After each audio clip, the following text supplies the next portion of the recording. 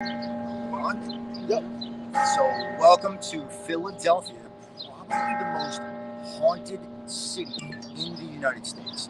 I am Joe Rogi. I am with Grim Philly Ghost Tours, History Tours, and the podcast. Over behind us is Independence Hall, which is haunted.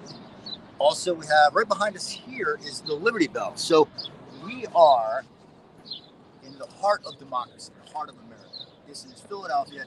William Penn gets here 1681, and when he gets here, there are to my north Shakamoxie. That's the Native American settlement that's here.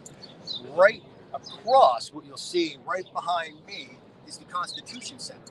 Again, haunted as well because you've got 114 burials that they uncovered there when they put this in. In 1999, when they broke ground, they discovered that there was an old burial ground that they did not remove all the bodies from previously, when in the 1800s there was work done there. So those bodies are reinterred in mass graves over at Woodland Cemetery to the west, this way if you were standing with me, and they have them in two mass plots. But Liberty Bell here, to give you a little bit of an overview, we'll talk about history, we'll talk about paranormal, but to give you a little overview of the history, obviously Liberty Bell behind me. In 1996, interestingly, the reason they have it roped off today, in 1996, there was a mentally disturbed guy from Nebraska with camouflage pants, much like I have on today myself, but he thought it was haunted by demons and decided to whack it with mallets.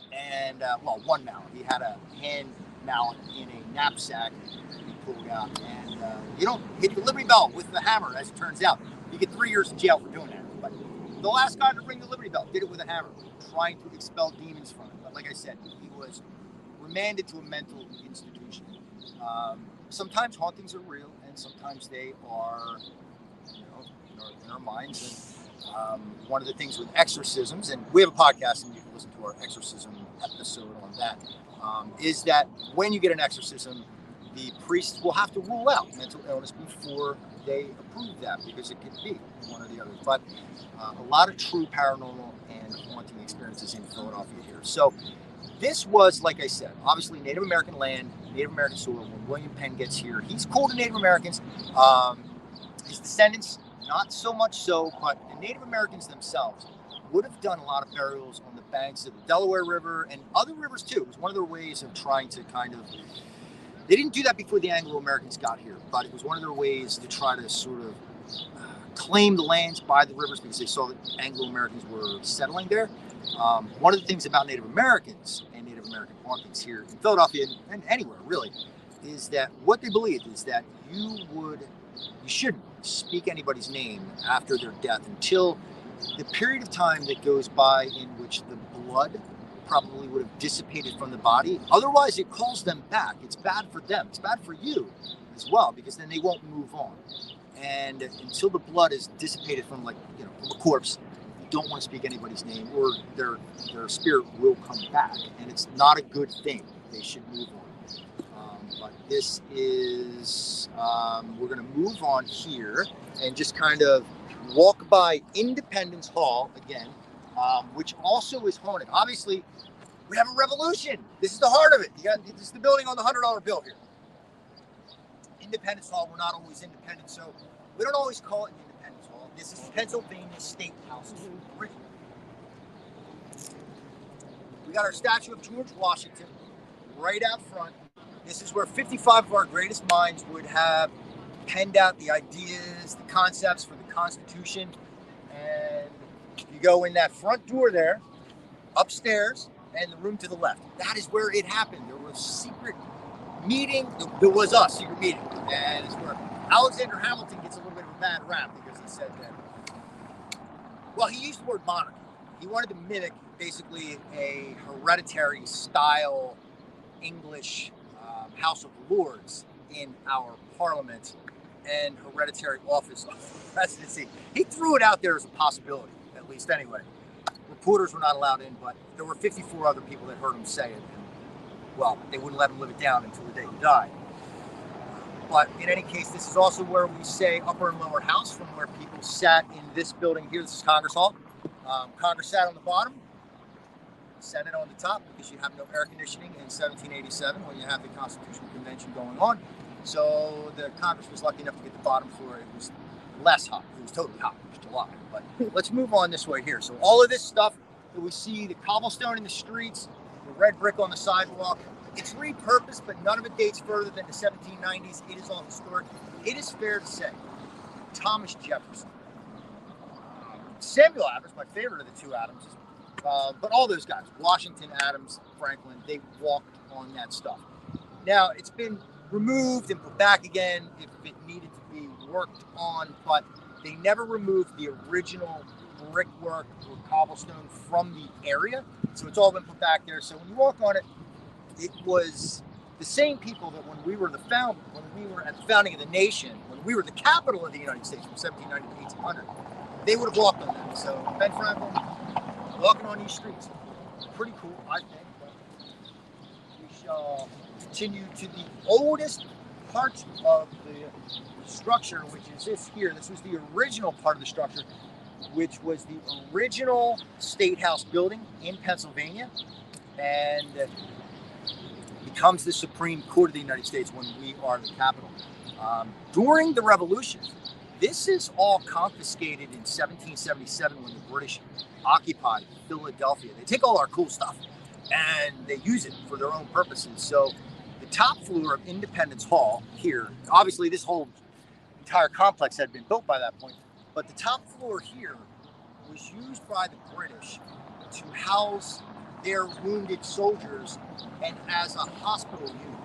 So one of the ghosts that haunts here would be that of a British soldier who died of his wounds. Now we know that people can become ghosts or spirits for one or another reason. For beheading, some cultures believe it, but some unfinished business, but also traumatic death too can create this. And so unearthing corpses as well as a fourth way.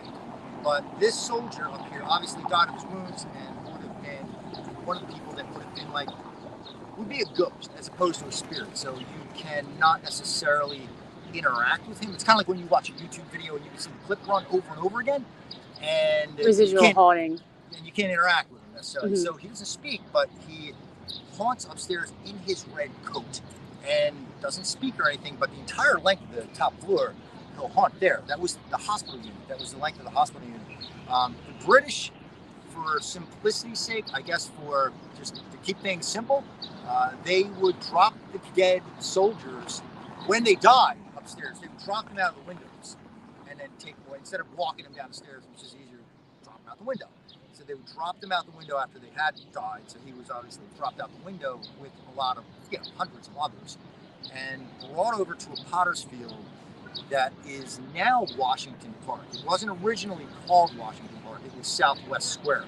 William Penn, go back to the Quakers, they are not only pacifists, but very humble and believe that that was a vanity. To name anything after somebody would be glorifying them. That's not cool. You shouldn't do that. We should all be very humble. And so he had, all the 5 parks originally in Philadelphia that William Penn planned out were all just given the name Central Square and then the name of the location that they were in.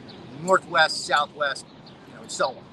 And so the one that does become Washington Park, that used to be Southwest Square. And this is a potter's field where you've got anywhere between 4,500 to 7,000 bodies buried there right now. Still, there used to be upwards to like 11,000. It is right behind Independence Hall, which we will walk to. And let's go there. There's hauntings there.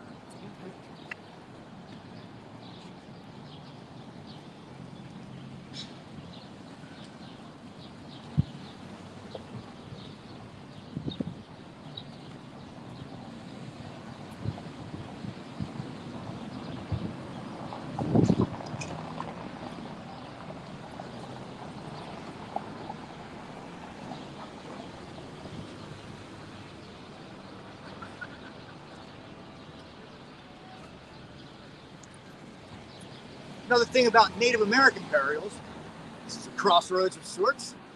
Obviously, there would have been a lot less as far as crossroads.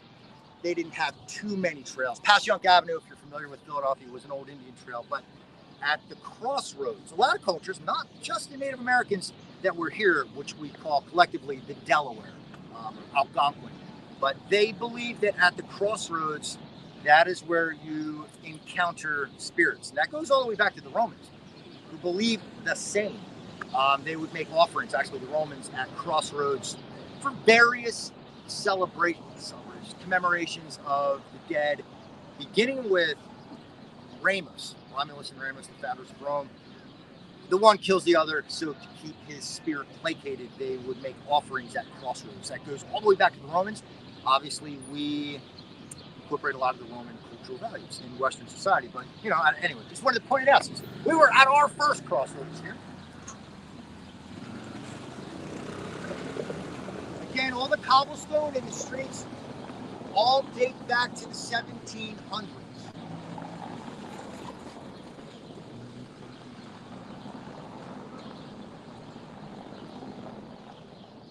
And the building to our left here is the first library in the world to loan material out to the general public.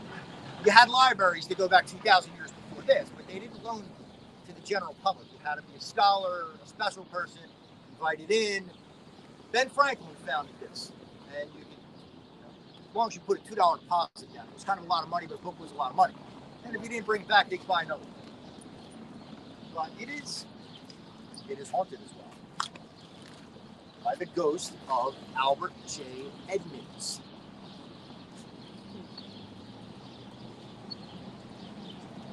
Who used to work here. He was a librarian. This was his heaven. He loved his job. Let's go up quick. We can't. They have it blocked off. I was going to go up here. We can look at it, but because I started to talk a little bit about the library company here. So the library company here is a replica structure. It had been torn down, and this is rebuilt. But let's go up here, maybe it's a little quieter. Actually, let's go down this way, maybe we can see a little bit better.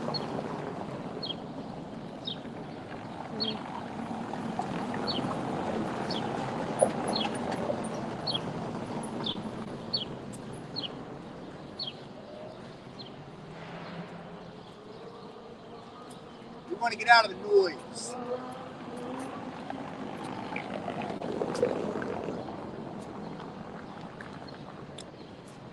I guess we'll just film here real quick. Okay.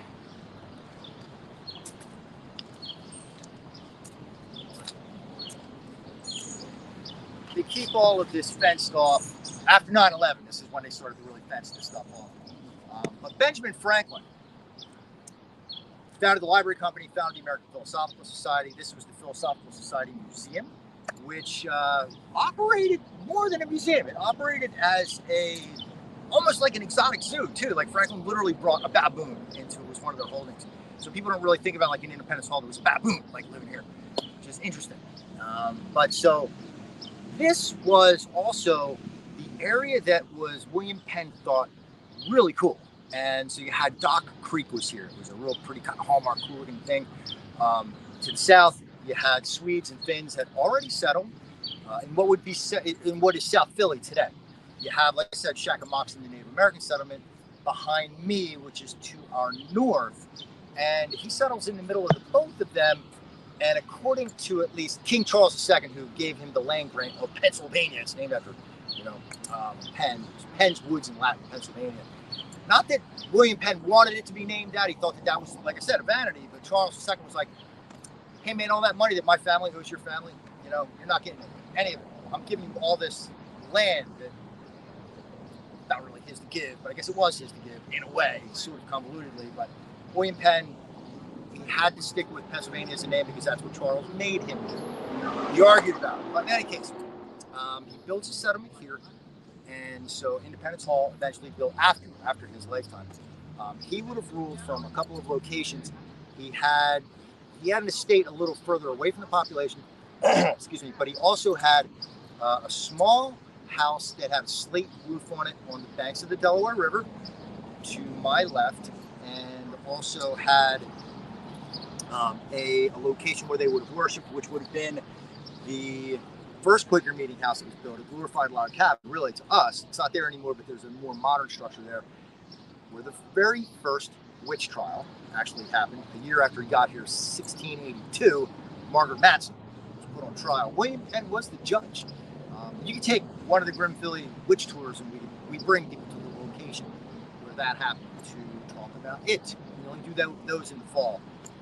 But let's go back down here this way. But all of this we're walking on, and for kind of simplicity's sake, we're going to take a little bit of a shortened route of like what we take often on our walking tours at night.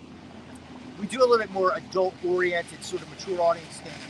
And these grounds eventually become what is Washington Park, like I said, which is a shortened, basically a smaller version of what they had started as. Washington Park was meant to just look cool and to be a fire break. When William Penn saw the Great London Fire in 1666, he didn't want Philly to burn, so he wants there to be large streets, a lot of not cement necessarily so much as like red brick, but space and parks. Some of the parks wind up having things in them like Washington Square William Penn had not anticipated. People die. You have to bury them. They don't all have money to buy a coffin, a headstone, pay for a cemetery plot. And this is where they are. They're right here. So we want to pan out this way. This originally behind me used to be the area that would have been where Washington Park had came up to.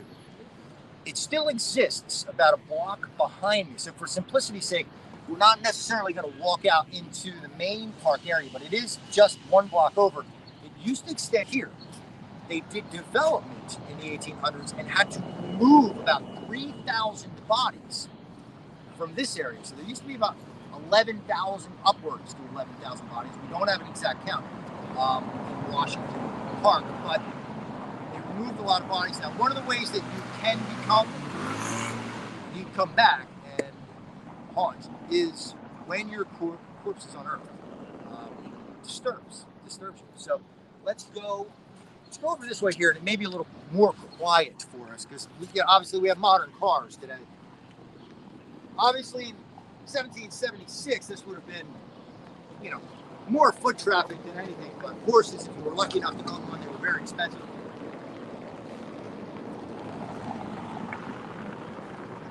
Walk fast.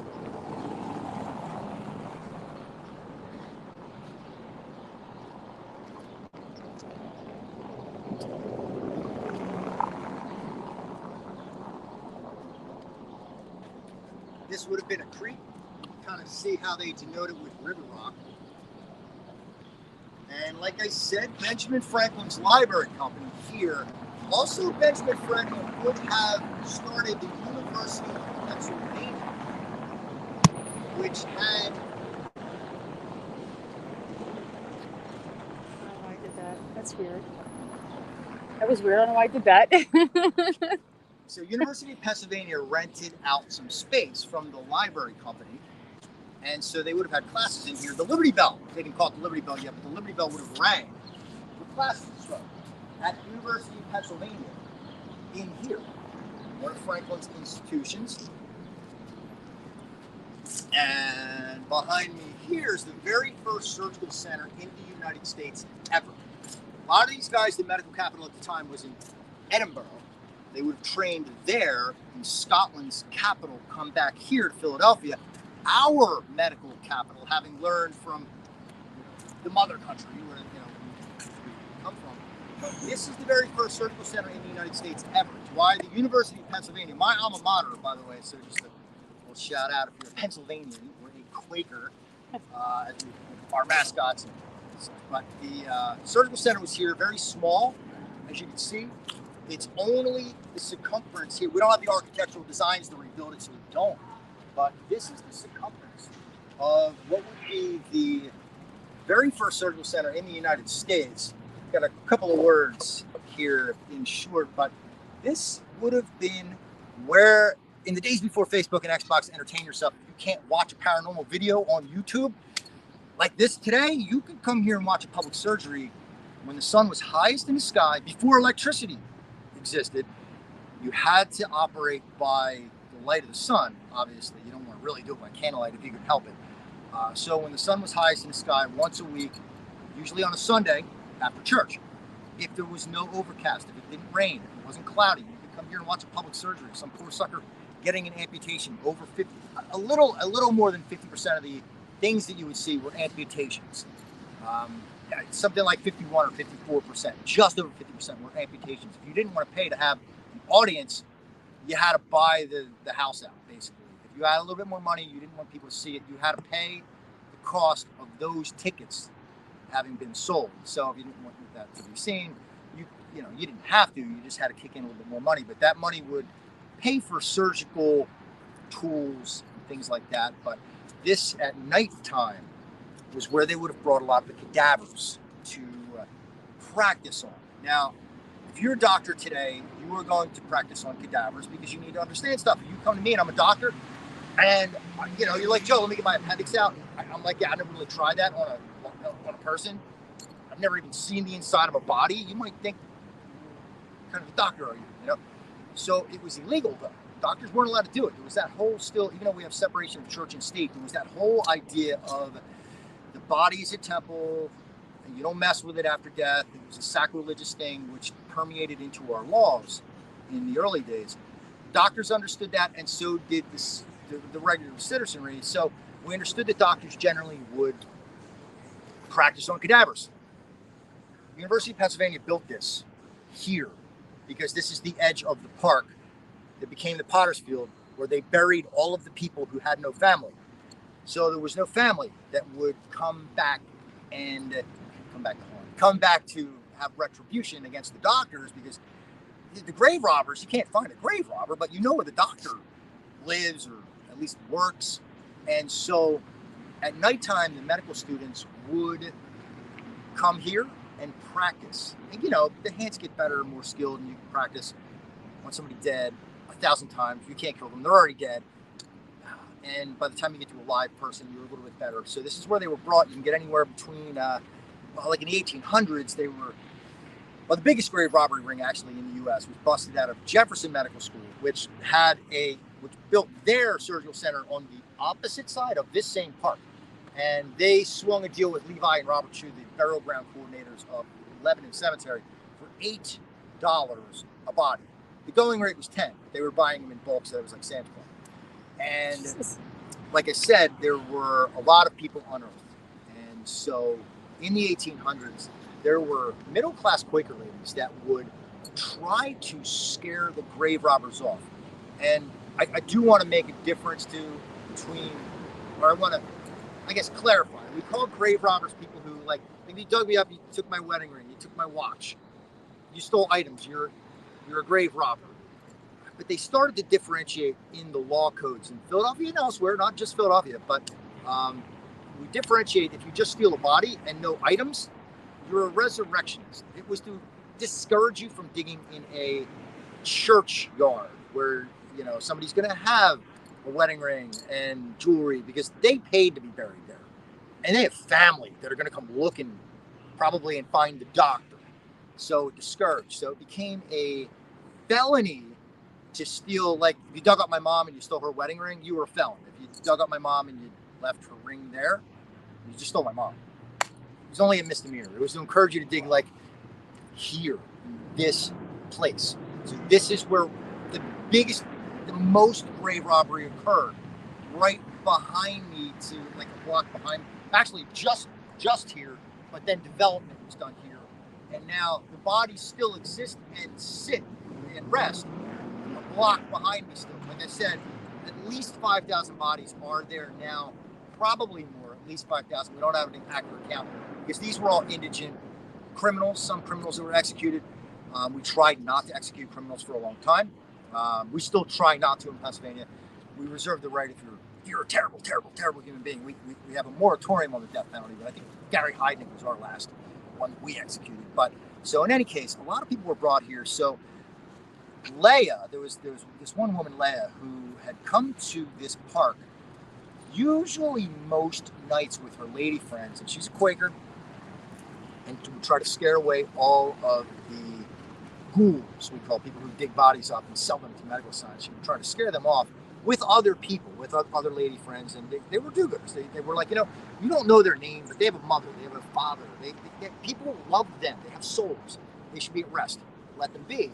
And she made the mistake one night of coming out without her friend. She was so adamant doing this, and probably was murdered, we believe, by the ghouls that she tried to scare off, and wound up on the medical school slab where the person that she was trying to protect from being there would have been probably also. But the grave robbers were of the opinion, we would think, that, well, we don't know how fresh this corpse is, because the bodies aren't going to be purchased by doctors. You got to remember, if they're starting to decompose, and you don't have formaldehyde until like 1857, so you don't have and even then it's used for food. Like, they don't use it on bodies right away, even too, because it's expensive, it's new.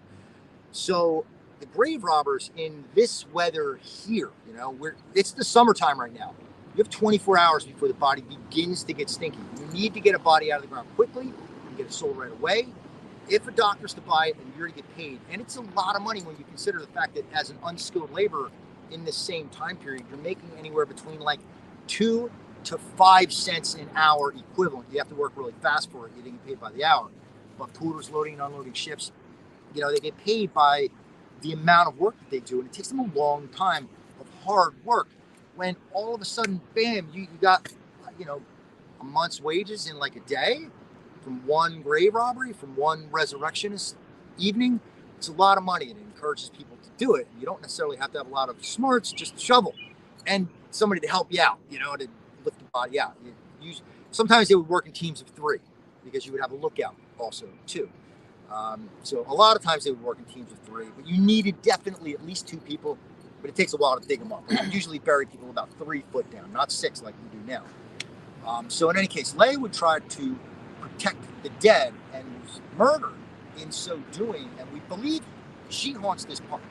So she's been seen by a lot of, Grim Philly, we take a lot of groups out here to do a lot of paranormal investigations and to do a lot of the history of ghost tours that we do. And we've been doing this for almost 12 years now. And I am not a medium, but we have a medium, Lori Hall, that works all of our midnight ghost hunting. So she confirms all of this, but we get mediums that come out to our tours all of the time who tell us that they see her and just get this overwhelming sense of emotional distress, that she was just wronged, and she's just distraught now, even to this day.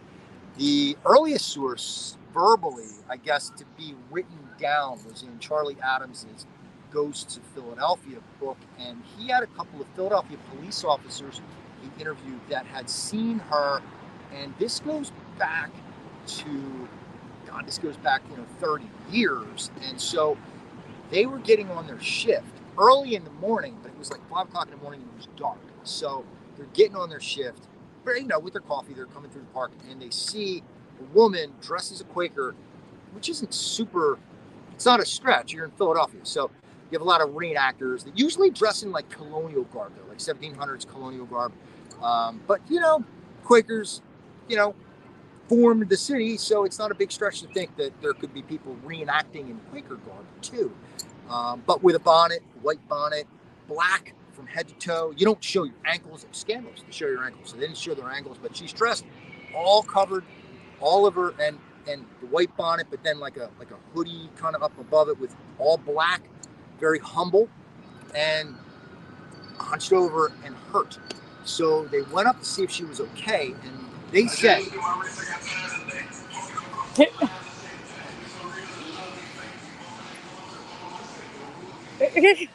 DJ's in Philadelphia. Welcome to Philadelphia. They said that when she looked up, she had no face.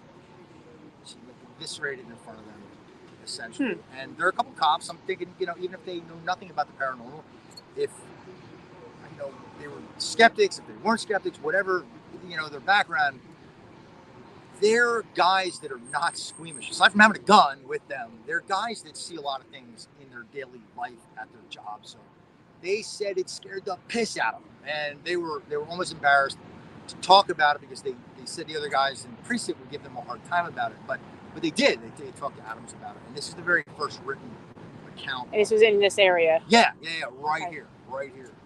So, but we can walk. What was the name of the grave again? The graveyard was Potter's. It was a potter's field. So potter's field with that goes back to the Old Testament. Potter's Hill. The terminology goes back to the Hebrews, Old Testament. They would bury their dead where they couldn't grow stuff. So it was a potter's field. You would plant bodies. Gotcha. Obviously, we're in Pennsylvania. You can plant stuff, and it does grow here. Yep. We have a better soil situation than in the Middle East or in Jerusalem or somewhere in Israel. But we continue to call it Potter's Field if you bury bodies there. And obviously, it's not a perk. Like, you live in Philadelphia and you died, but you didn't pay for a coffin, we're going to give you one. You didn't pay for a plot, we're going to give you one. You needed to pay for that stuff. If you are behind a church and being buried in a churchyard, you needed to pay. And if you couldn't, we still needed to get rid of your corpse. So what we did was we had to kind of put them somewhere. This is where they go. William Penn did not intend it to be a potter's field, but this is where the indigent, people without family, people who weren't claimed, this is where they went. Yellow fever victims were buried here because we didn't want to burn them. It was believed incorrectly that if you burned their bodies, it was believed that the stench, the miasma that came off the dead, would spread disease. So clearly you burn them, and then there's ashes and soot and smoke from that. It would just spread disease like crazy, and they didn't want to do that. So they color-coded the shrouds yellow fever. And cartmen would come around every night with a bell, bring out your dead, and they'd ring the cart, the bell that they had with the cart, and then they'd throw the dead bodies on there. They would bring them a couple of different places, but this was the main place. Right here. Yeah, right behind, a block behind me. A block behind you, okay. Because this is the First Surgical Center. This is where they're practicing on the cadavers that were healthy ones. They wouldn't dig up the yellow fever victims. At that time, when we had the yellow fever, 1791, and then it broke out again in 92 and 93. 1791, 2, and 3. And you got to remember, we were the capital of the United States at the time. George Washington, Thomas Jefferson, all of the major kind of big honchos, they took off. They left the city of Philadelphia. The only big honcho that kind of stuck around was John Adams, who tried to help. A couple of doctors stuck around too. Most people left. If you were wealthy enough, you would leave. If you were a merchant, you might stay behind so people didn't steal your things. If you were poor and you couldn't afford to leave, you stayed. So mostly it was poor that stayed. But let's walk through. Let's walk through here. So this would have been all bodies. At one point, there would have been bodies in here too. But like I said, it's developed. So it winds up that you've got a lot of these modern buildings stand on top of original park grounds. We're walking on original park grounds. Now, these were some of the earliest ones to have been removed from here.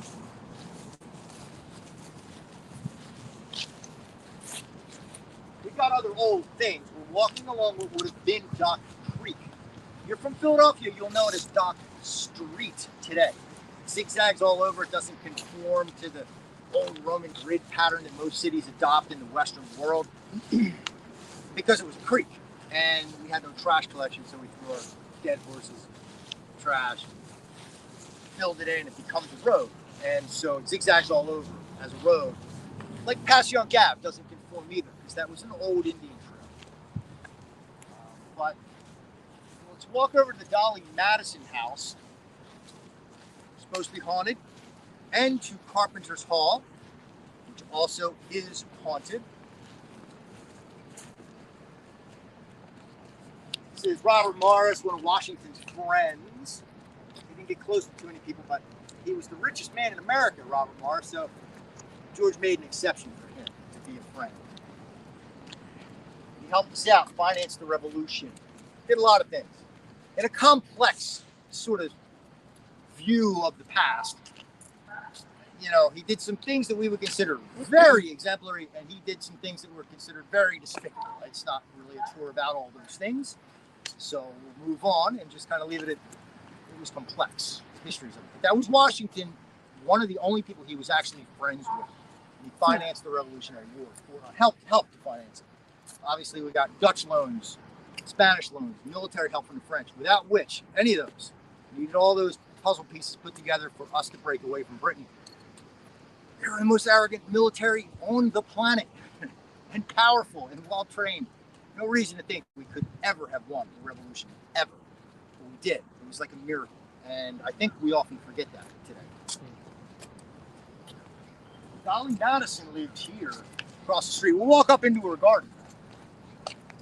She wasn't Dolly Madison when she lived there, though. She was married to her first husband, John Todd, also a founding father who died of the yellow fever, too.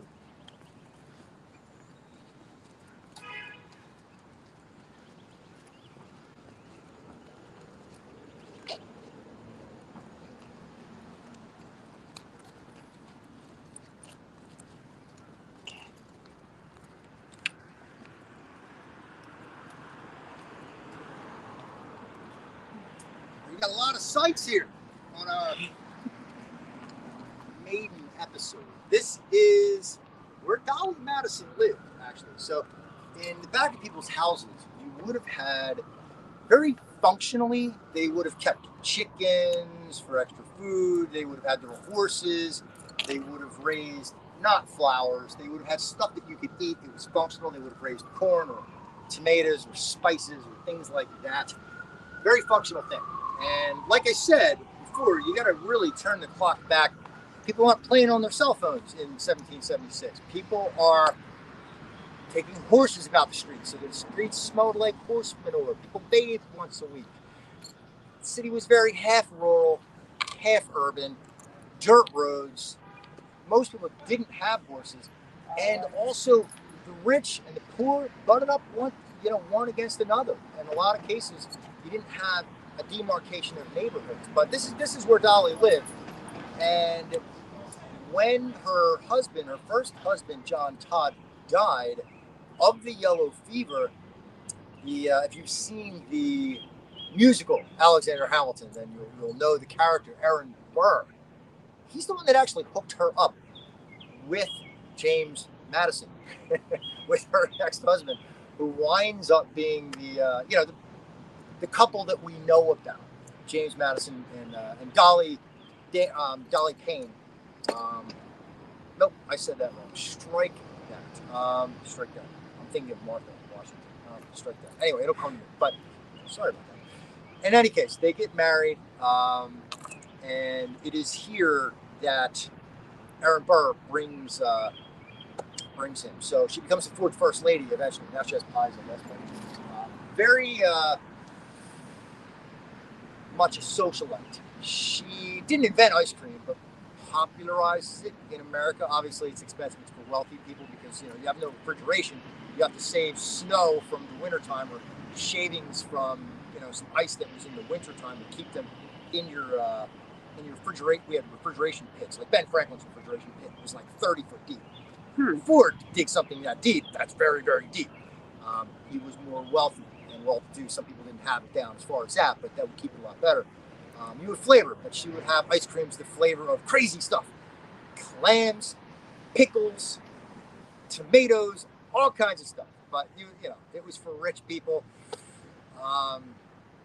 Franklin himself loved lemon flavor ice cream. That was one of his favorite delicacies when he was in France. And you can listen next season on our podcast, the Grim podcast, Grim Philly podcast. It's called Grim.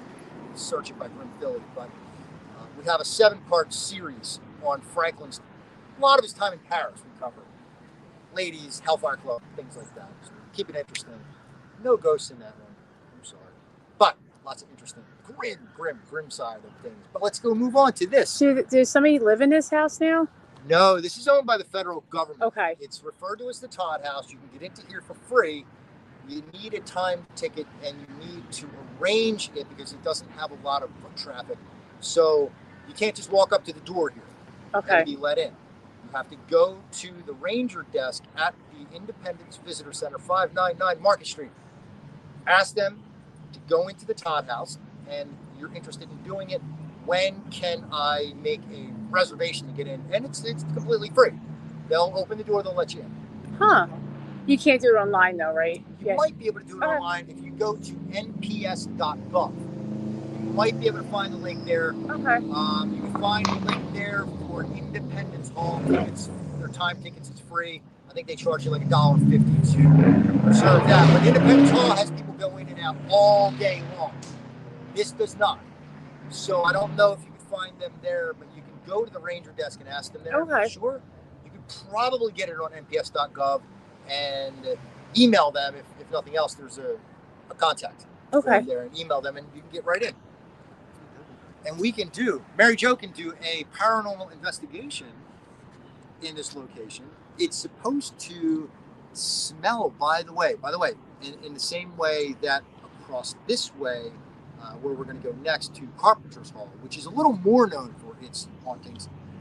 You're supposed to be able to smell the smell of death, the smell of the yellow fever. It made you very stinky because it deteriorated you as you were dying, and your insides, especially like your internal organs, would start to really kind of, I don't want to say decompose, but deteriorate and fail you. So it didn't smell very good, and you could sort of smell them. You would turn jaundice and yellow color because your liver functions would stop working, which is why they call it the yellow fever. They would also call it the black vomit because you would usually vomit black, coagulated blood from your belly. So they called it those two things. Let's move behind us. That's a nice site there, I think. Philadelphia, historic Philadelphia.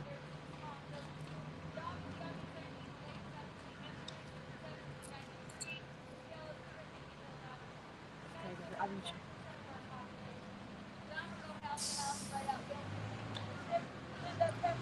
going to show you that.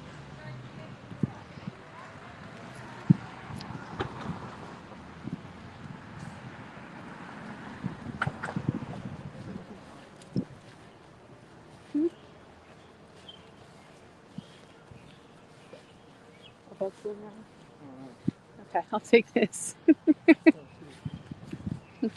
Sorry guys, a bug flew in Bill's eye, so I'll take the other one.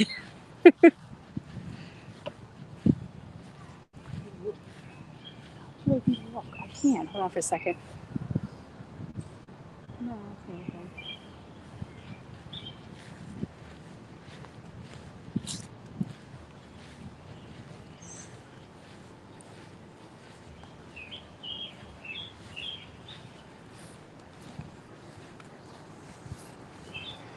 All right, this is where the creek would have been. We just walked over top of the creek, but this is Carpenters Hall. So it's definitely haunted. It's original. It's where the first Continental Congress met. So in theory and practice, where the revolution began, actually. In theory and thought, at least. It's where we started to think about it. First Continental Congress, as opposed to the Second Continental Congress, we were trying to reconcile with the king. The king took that as very arrogant of us to have done, and there was a lot of backlash by the crown about us having met here. Representatives from 12 of the 13 colonies met. So the very first time we'd ever gotten together as a conglomerate, as a group, from all over the colonies.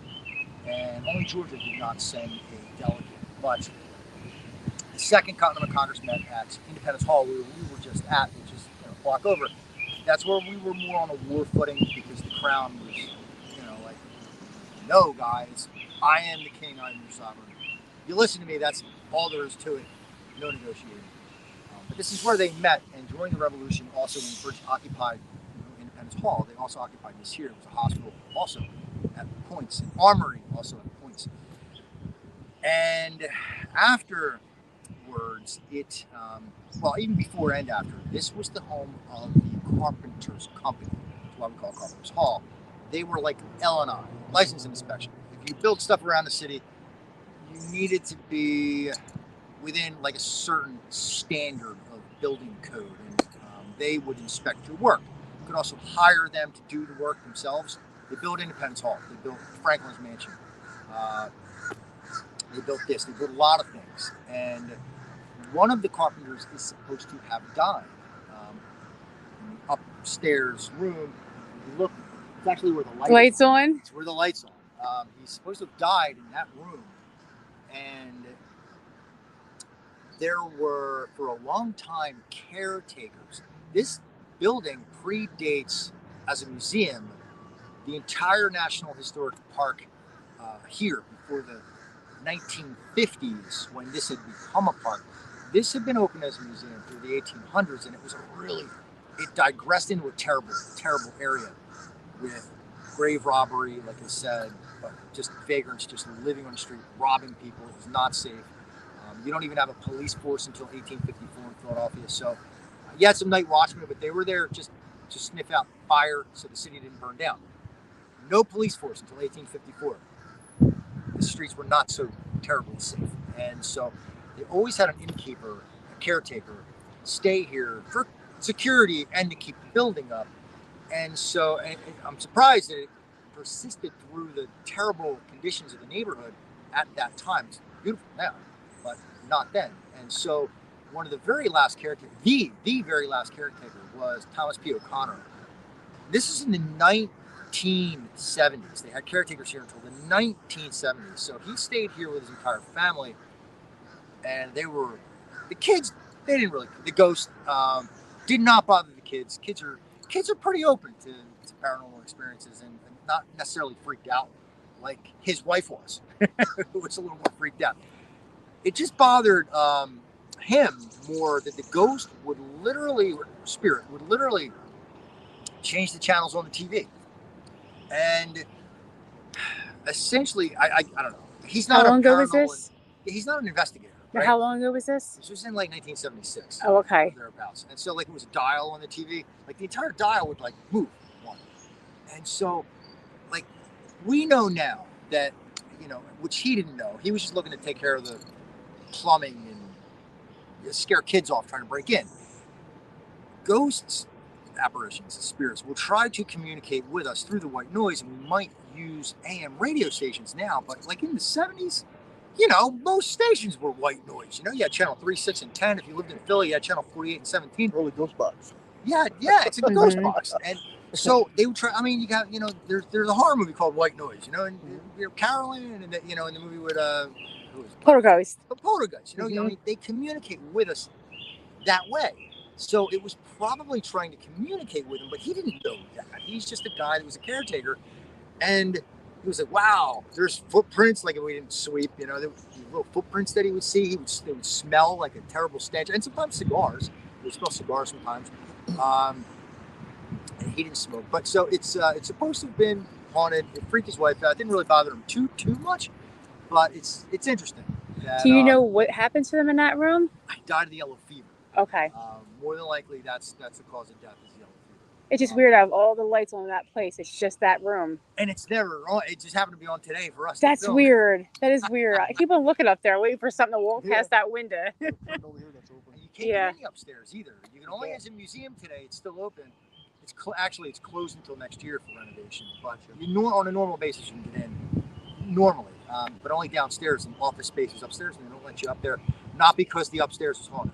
Mm-hmm. Because it's just an office space. Office and in the space, same way, Independence Hall, open, you can't get upstairs, where the it's ghost haunted. of the Revolutionary British soldier haunts. You can't get up there either. It is also, I don't know if it's their office space, but they only let you as a tourist and seeing it go in the entire downstairs, not upstairs. So, but also the home of the first bank robbery. They rented part of this out as the First Bank of Pennsylvania. So if you wanted to know what the first bank robbery was, also here, we are the home of a lot of firsts. Philadelphia. First serial killer, too. H.H. Holmes actually started here, too. Great. Lots and lots of firsts. So we'll walk. This is the creek to our side. And this is the cool, green area of the city. This is the best part of the city for, like, wedding photography. You want to, spring Saturday afternoon, you'll see like 3 wedding parties taking photos like all at the same time in different parts of this area. Green, nice, historic, sort of, cutesy area. Well, this here is the First Bank of Pennsylvania, right here, and it is haunted also. Stephen Girard purchased this bank when it lost its charter. Andrew Jackson yanked over the bank charters, and Stephen Girard was the wealthiest man in America in the generation after Robert Morris was. Still lived in Philadelphia. Philadelphia's the biggest city. At the Dewey Revolution, 1776, we had about 40,000 people that lived here. Obviously, it grows. By the time of the Yellow Fever, probably about 90. No, my bad. Retract that. 63,000 people. And, so pales behind London, 500,000 people probably in London at the time. Similar in Paris. We were the largest city outside of London in the British Empire, but really far behind, say, Paris. Twice the size of Boston and London. Not London. Boston and New York put together. We were double the size. And they grow more exponentially because they're closer to the ocean. We're about 60 miles inland. So it didn't kind of jive with a lot of the mercantile activity as much as, say, going into New York did. So they grew a lot faster. But when they lost their charter here at this bank, Stephen Girard purchased it and it became Girard Bank. And if you're from Philadelphia, the name Girard probably sounds familiar because you got Girard Avenue, Girard College, Girard Bank. A lot of things named after Girard. And he was a donor, actually, too. At his death, gave money so that Delaware Avenue would be built and Girard College built. He didn't want Delaware Avenue to be named after him. He specifically said he wanted it named Delaware Avenue, so we called it that. He had bigger visions for it, I think. But anyway, when he bought the place, he said it was haunted. It was terribly haunted, and hired a Catholic priest to perform an exorcism, after which he said it was still haunted, but just not as much. And he wasn't sleeping there, so I guess it was okay with him. But it's supposed to be haunted. You cannot get in there yet. This one here? You cannot get in there yet, but they will be reopening it soon, I hear, because they've been renovating it. And so it's been the entire dozen years that we've been doing tours in Philadelphia with Grim Philly. It has not been open that entire time, but they've been renovating it lately, and I hear will be opening it when, I don't know, but they have plans to do so. It's the Park Service, you have to remember, so it could take them 2-3 years to open it. I don't know. There's no date on it, so it could take them a couple of years. But let's go here. These were streams? This was a tributary. Yeah, this was a tributary that ran to actually Ben Franklin's house across the street there. But they have gates, iron gates, that are closed now. Oh, okay. So there was a tributary that didn't necessarily exactly follow this. I want to point out it didn't exactly follow this straight, you know, but there were definitely tributaries off of it. And one of them ran to Franklin's house, which is why he had his wife, Deborah, build the house there. And I say he had his wife do it because he lived in Europe for about 17 years and missed her funeral, actually, even coming home 2 years. I mean, of course, you have to go by sail power, right? Yeah. There's one boat per year in the spring that goes from Philadelphia to London. One boat a year. So whenever she died, they'd wait for the next boat to tell him. And then he had to wait for the next boat to come home. Oh, so it was a long time. And he probably...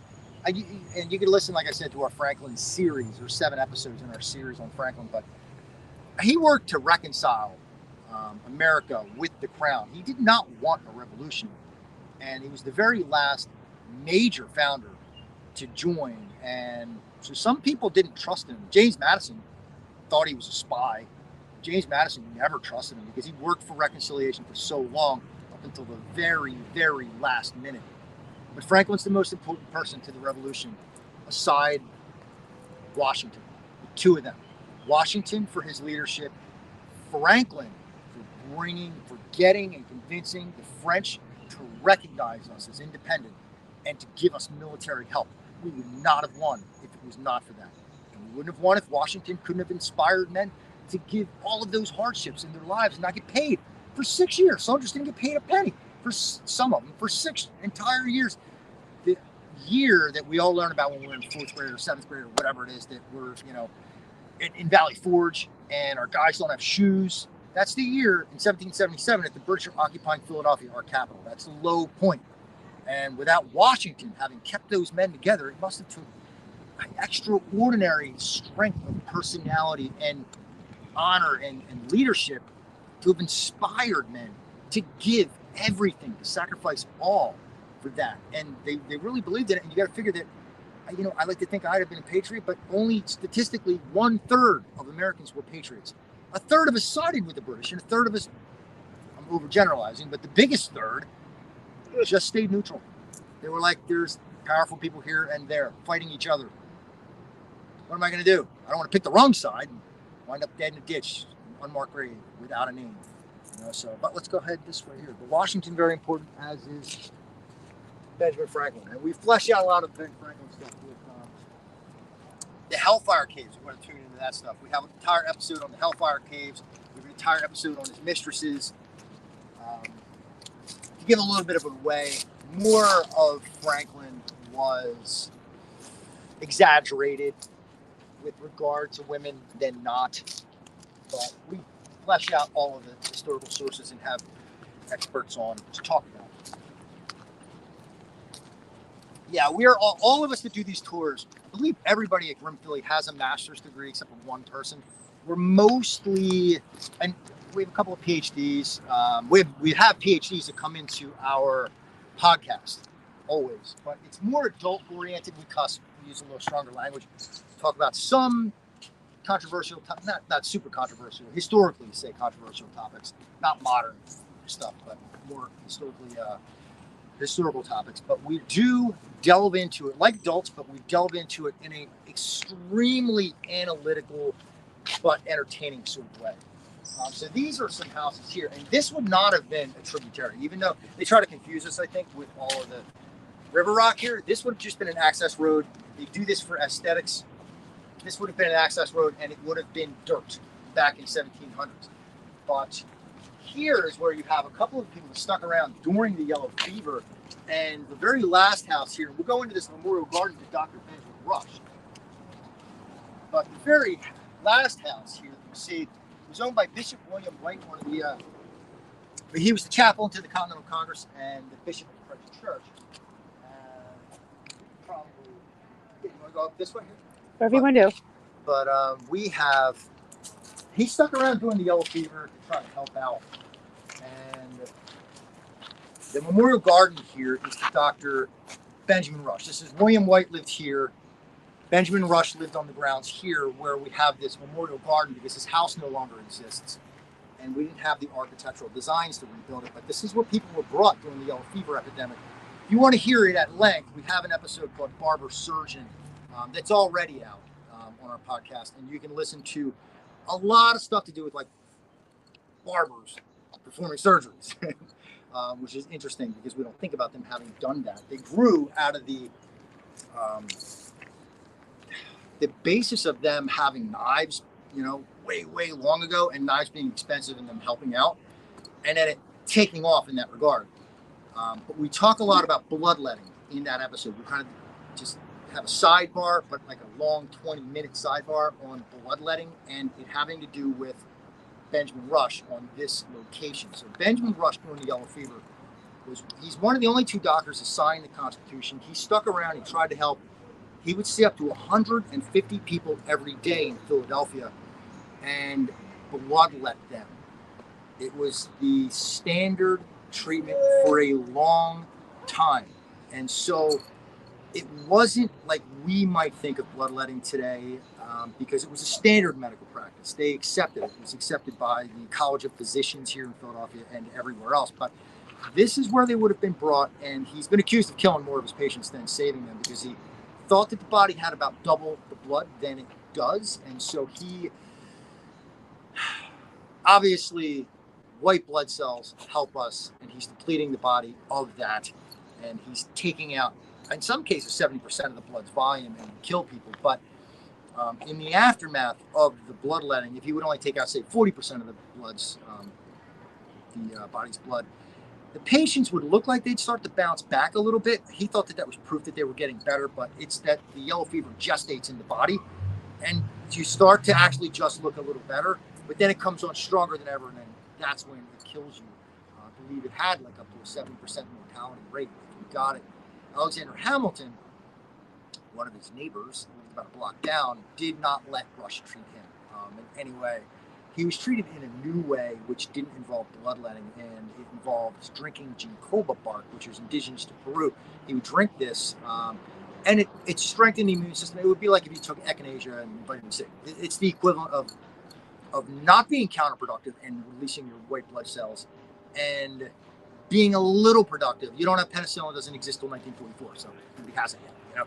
But it'd be like you taking herbal supplements and at least not doing anything counterproductive. So it was a little better. Hamilton survived it, yellow fever, 2 times because he got it when he was 10 years old, and then he got it as an adult in 1791.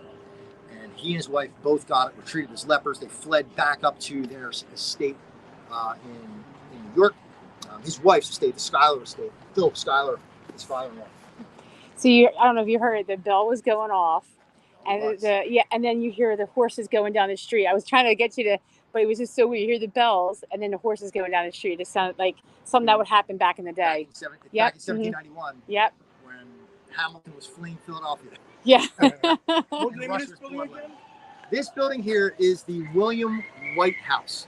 William White House? William White. He's a founder and doctor. Okay. No. My bad. He's not a doctor. Benjamin Rush, I meant to say, was the doctor. White stuck around to help. Okay. And caught the yellow fever himself. Oh, okay. You know? No. All right. I want to correct that. White never caught the yellow fever, but Rush caught the yellow fever 2 times. And was saved. Let's walk. It's a good time to walk out while we got all the noise. Yeah, I like listening to the horses and the bells better.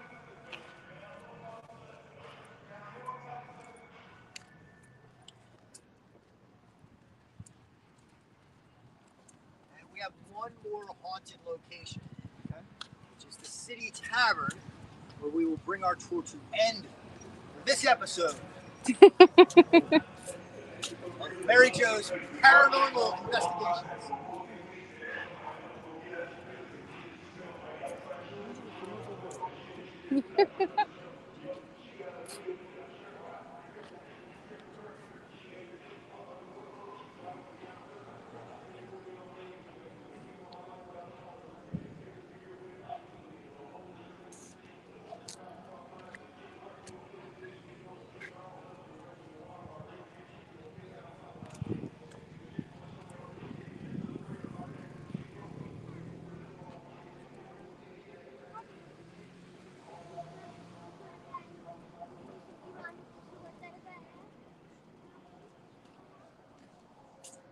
This building on this side is the Merchants Exchange. You can also see the first Bank of the United States behind us. They're lighting things up now that it's getting a little darker. Where we saw the back of it, the one Stephen Girard had purchased. This was built in 1831 during the Jackson administration, and this would have been the creek here. This is Dock Creek right here.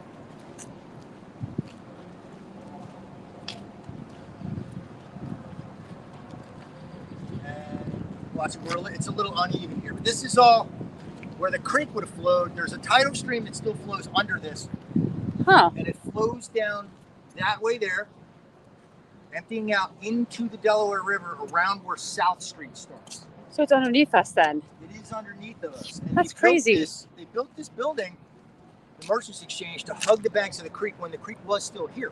Oh, wow. So it would have been really cool looking, but now it's, it became a trash heap, and they filled it in, much like they did early Dutch settlers in New York City had built, they dug by hand like a big canal, and that's Canal Street now. Because later generations were like, what do we do with our trash? There's no trash collection in European cities either. So definitely not in American cities.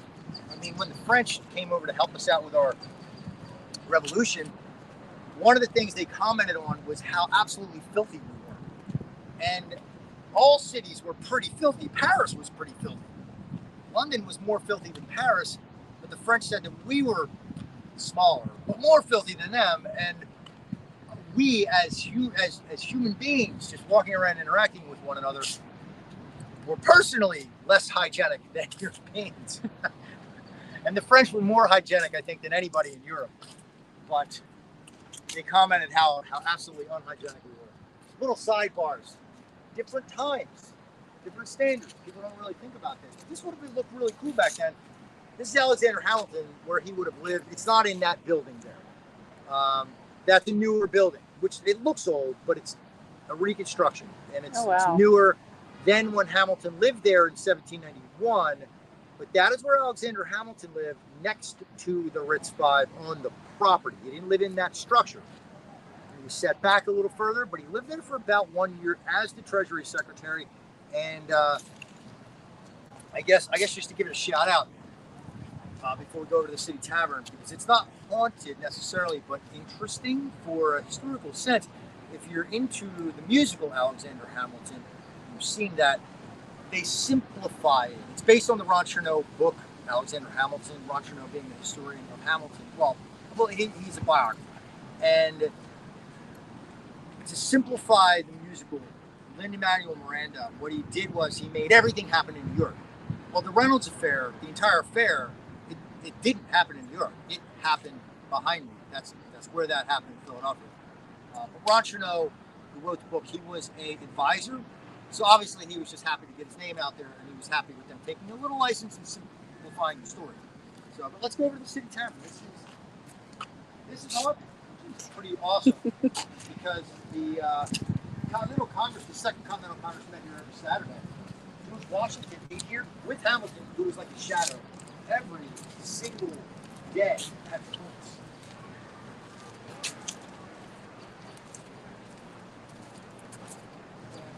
Let's go this way. No, let's go this way.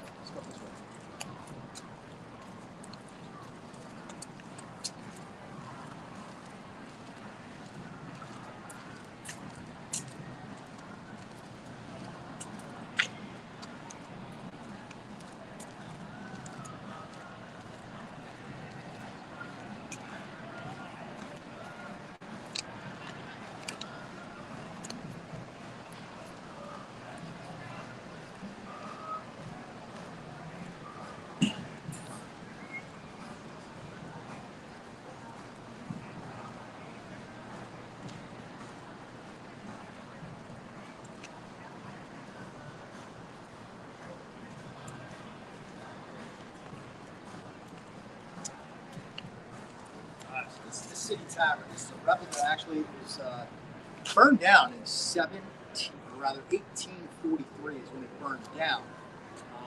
One of the things with the City Tavern is that this is where all of the genteel of society met. So I don't know about you guys, but I don't rub elbows with like Obama and Trump, you know. So I would not have been rubbing elbows back in the day with Washington and Jefferson and Hamilton while they bickered with each other, but they would have been here. All of those people would have come here in more genteel classes. This is the first place that they brought John Adams when he arrived in Philadelphia. He was right here. And so he wrote back to his wife Abigail and he was like, this is the most genteel tavern in all of America. This is the best, better than anything in Boston that we have there. So this is a place where the rich met. But we also talked about war strategy, things like that. And so what you would have had here was basically, you know, the upper classes until the 1800s. And then in the 1800s, what you would have had at that point was when they built bigger and better things around town, the rich went there and opened this up for regular or middle class people to actually have been able to use for the first time. It was a very much more upscale establishment, so they had weddings, business meetings, special things that would have been much more pricey here. So one of the things that they had, like I said, was weddings. This area has always been really prevalent to that. And so in 1843, they had a wedding that happened here in the City Tavern. And it was set up with wealthy people who were here. Bottom in the basement level, that's where the servants stayed for the rich people who would have stayed upstairs at the very top. And the other floors were used as bottom floor, a bar, upstairs, dining, one floor up, 2 floors up, that's where you slept. So you could stay here. And you, if you had a wedding, could rent the entire place out. By the 1800s, middle class people, they're splurging to get this place, and they don't have servants, so they take the bottom floor and the basement, turn that into just a bar area for other people, because it's open to the public, and the public can come in and you can drink, or you can rent the place out, either way. So what they have here is that in 1843, so you don't have any sort of electric, the whale oil lamps are what's used, really use fish oil, whale oil in the outside to, you know, Ben Franklin actually put our lighting in on the streets, trying to keep it more safe. We have inside it was used as well. Oil that's from fish, very stinky, but that's what we had to use. No smoke detectors, anything like that, let alone electricity. So the women were all going upstairs. This is when they rented the place out for this, family celebration for the wedding. And so the women were all going upstairs with the bride, and the wedding was the next day. So she was upstairs. They're fussing over the bride. She's got her wedding dress on, and whale oil lamps kind of, the place all illuminated. And what they had too, you got to figure, men are all downstairs drinking, and the ladies are upstairs, and with wedding dresses, they're really elaborate, like now even. But think about in the 1800s. Oh my God, you got corsets, you're tied, laced all up in the back, and so there's no way in the 1800s that they could have made fire-resistant clothing. No flame-retardant clothing exists either, and she's tied all up, like laced up with not only a corset, but then the wedding dress is laced up, and then she's got an almost 10-foot train on her dress. One of the whale oil lamps fell over, and it's oil, so it spread out and lit the dress on fire. The train went up in flames. The entire place. This is a replica because it burned down. The next day was the wedding, and it burned. And so the men, by the time that they realized, because they were downstairs drinking, the noise, there was fire upstairs. They couldn't get in to save the wedding party, and most of the ladies died in the fire, including the bride. And this place, so it stood as an empty shell until 1854. So we did a lot of things in Philadelphia. We had a lot of reorganization, and we tore down stuff like this that was standing, unable to be used. We tore this down. It was rebuilt as there was something there in between that was tore down as apartments that we don't. It was a big brownstone. We don't have any records on it, other than it existed, but we don't have paranormal information on it. In any case, it was tore down, and this replica behind me was built by the National Historic Park Service. It's owned by the Department of the Interior, and so this is reopened as an exact replica, as where like John Adams, who to his wife Abigail, that this is where he went, the most genteel tavern in America he'd ever seen. And when they opened it in 1976, the original one was finished in 1775. This replica finished in 1976 when they opened it up. The very last proprietor was Walter Stater. We interviewed Walter Stater. I walked in here like 5 times looking for him. He's on the cooking channel. He was on PBS. He had his own cooking show.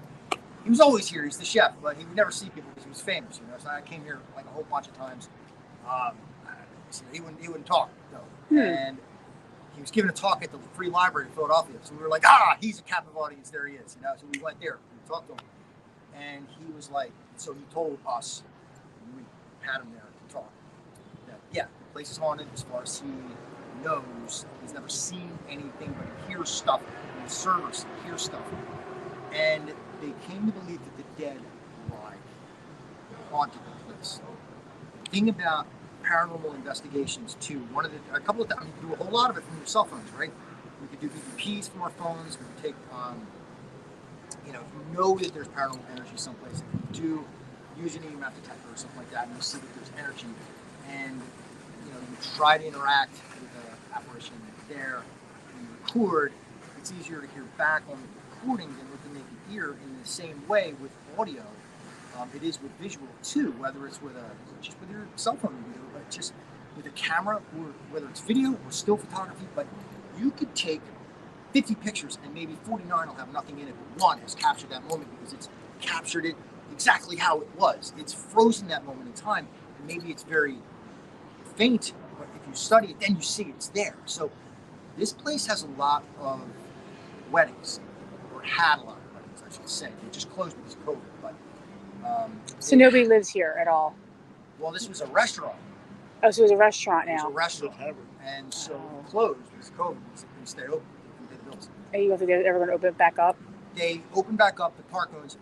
National Historic Park owns it under their parent, which would be the Department of the Interior. So they just opened it up, I believe, a week ago for historic interpretations. But you can't come here for dining like you did on the Walter stage. 3-4 years ago coming in. Yeah, it's been closed since COVID. And it just opened up, I think, a week ago. I just heard one of my tour guides told me a few days ago that it reopened for historic interpretation. So, which is cool because then we can come in here. We weren't able to actually go inside other than to pay money to eat before.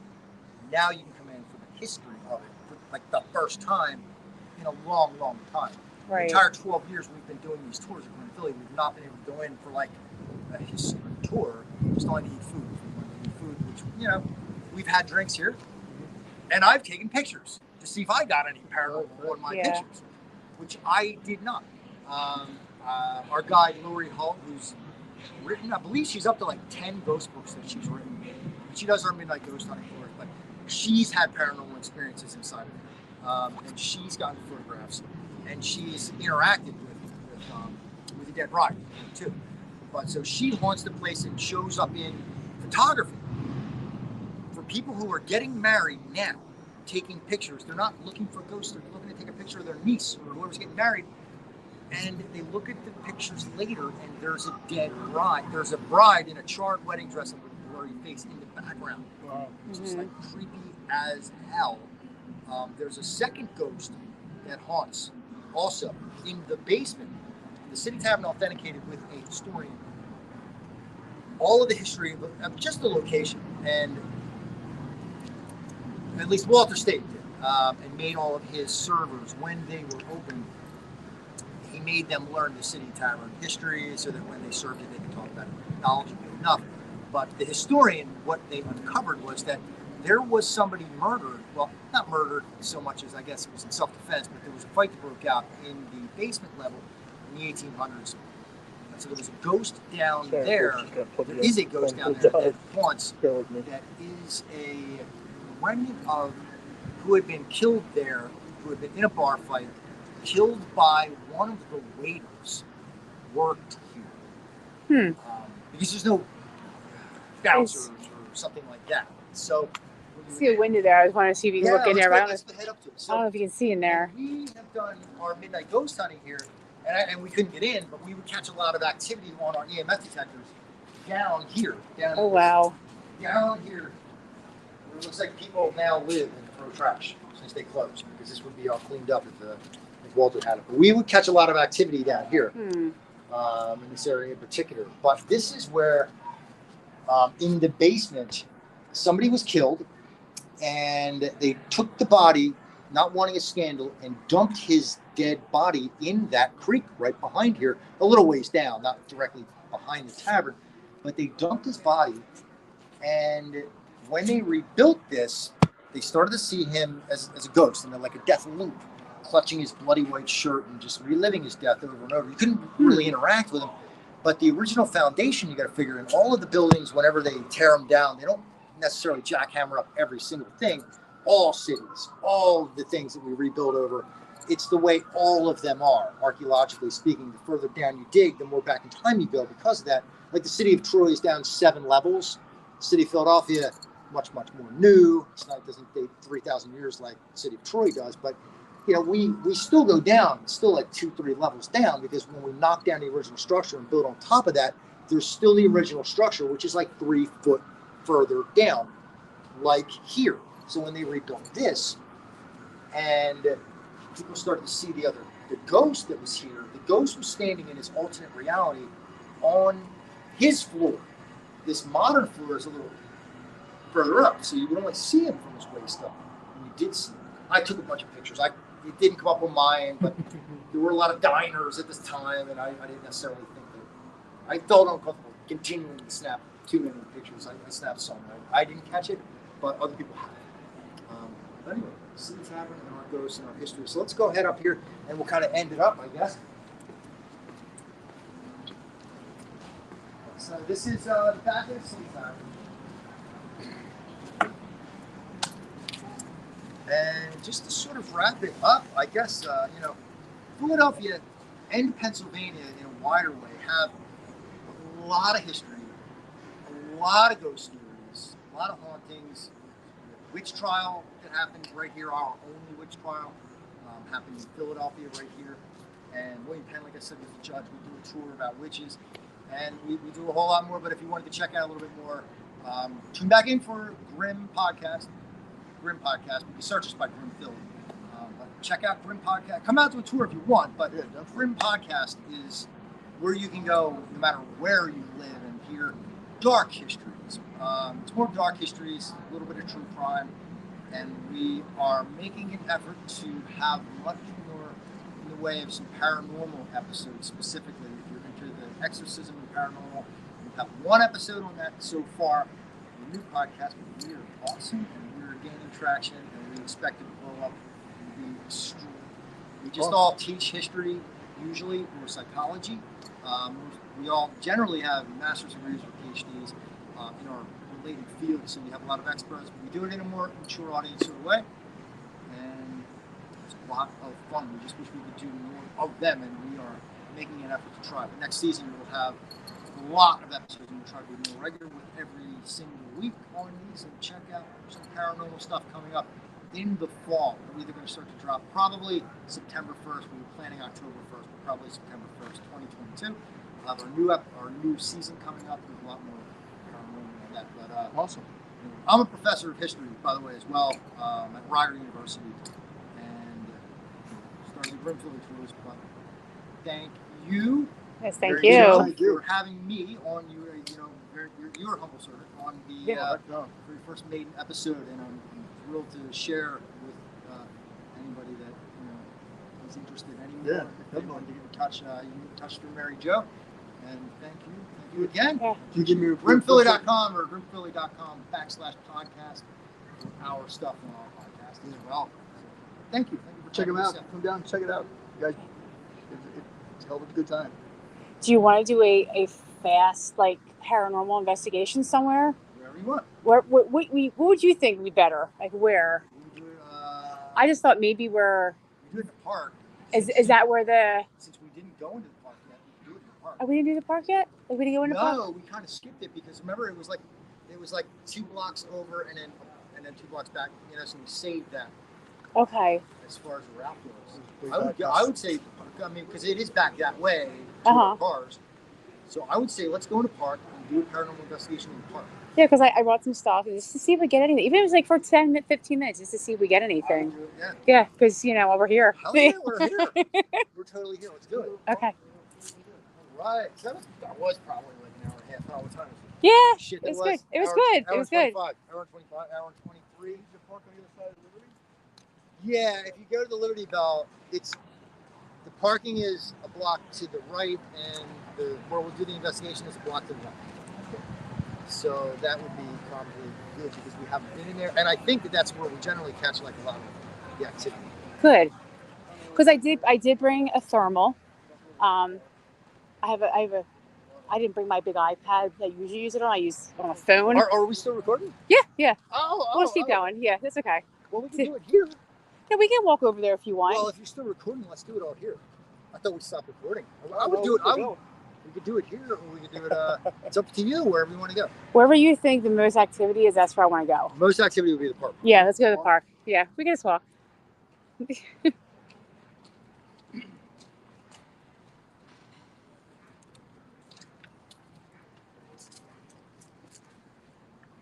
Yeah, I brought a thermal, and I have the fastener box. Just smaller things. I didn't bring nothing big. Go this way. Yeah, the cobblestone isn't very nice on your feet. That's for sure. This is way better on your feet. Yeah. I was just walking across there for the aesthetics of it. Yeah. It is neat, though. There's a plaque here that says that it was Alexander Hamilton's. Oh, wow, look at over here. Across there.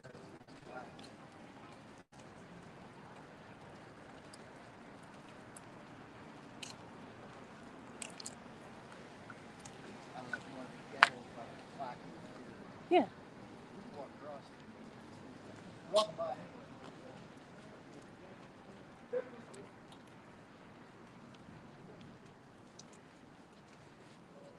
That's your correct number. There you go. So this is Alexander Hamilton's house where the affair with Maria Reynolds happened. I know Lin-Manuel Miranda likes to call her Mariah. He just likes the pronunciation better, I suppose, in a modern sense. But it's Maria Reynolds.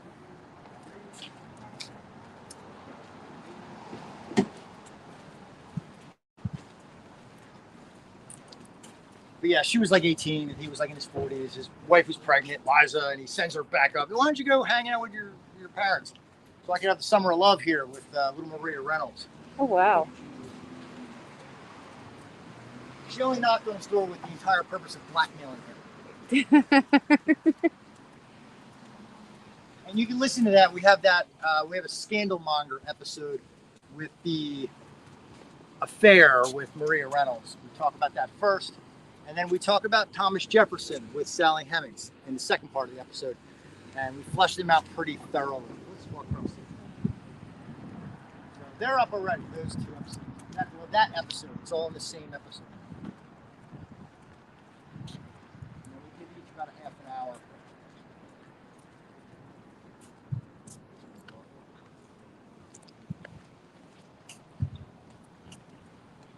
The fireworks? Probably.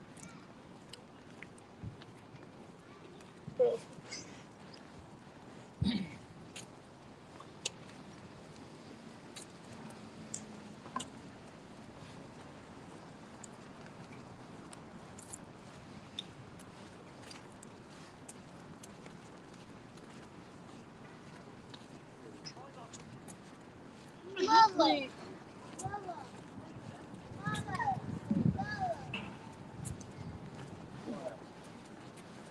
This is the one house I talked about, the Bishop White House is the front of it. Since we're walking toward the park, you see the front of it.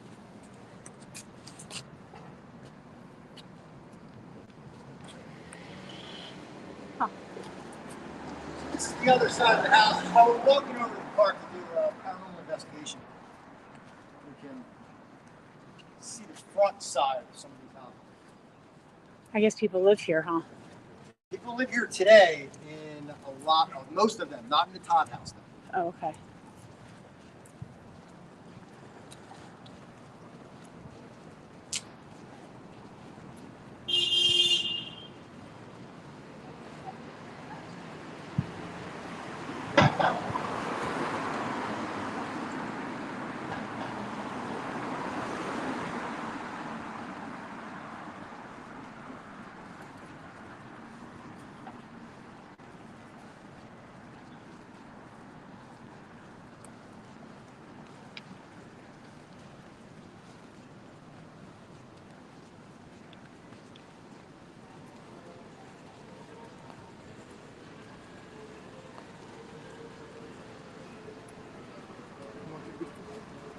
Huh?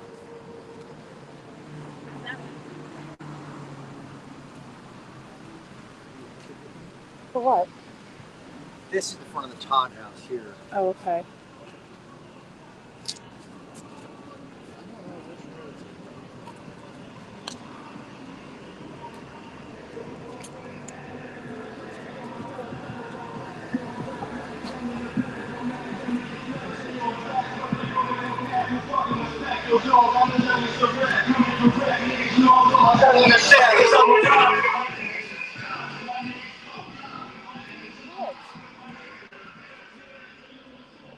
Hold on for a second, Joe.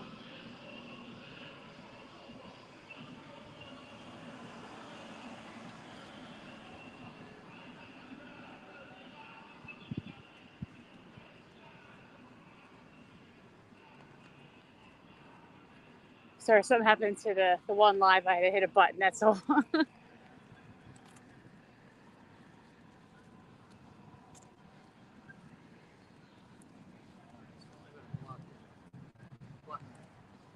What's that? We're about a block and a half.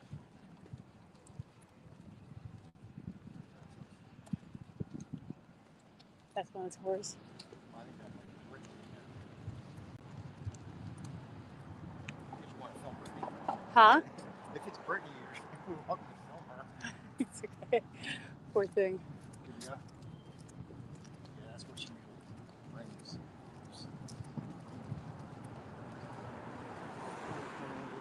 She's ours, though. Hold on for 1 second. I don't know what's going on with it. I'll just end it. Just put that on that. So our one TikTok just stopped. I don't know why. Okay. Hold on, this maybe the internet. I don't know what happened. The internet, the phone died.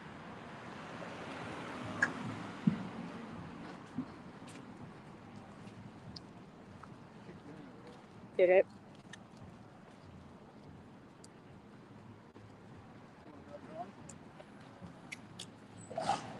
Ooh, that didn't sound good. How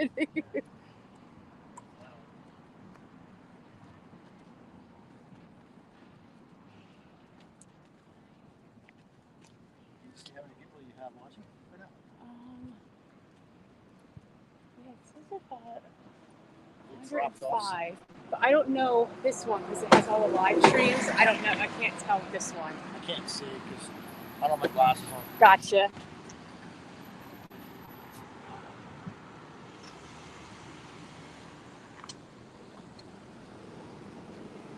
Is this the park right here? Or is this something?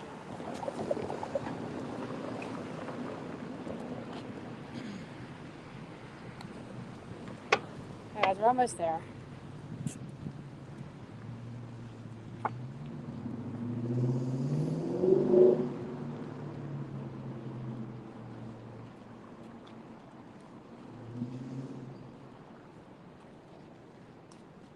So what's at the park? It's the burials. The burials. The people who are still there. Okay.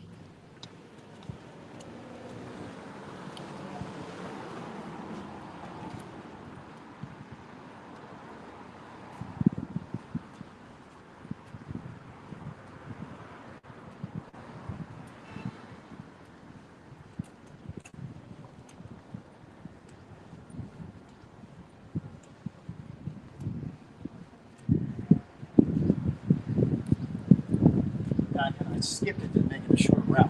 Yeah. Yeah, so we've kind of added a lot of length by coming way back to it. You know, from back there. Right. Something opposite that, like the route.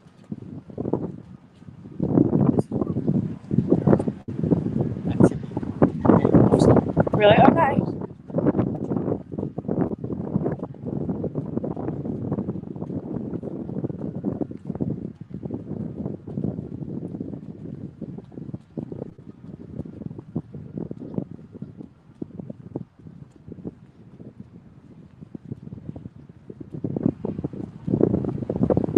Smell of Philly. City sewage. City sewage, yeah.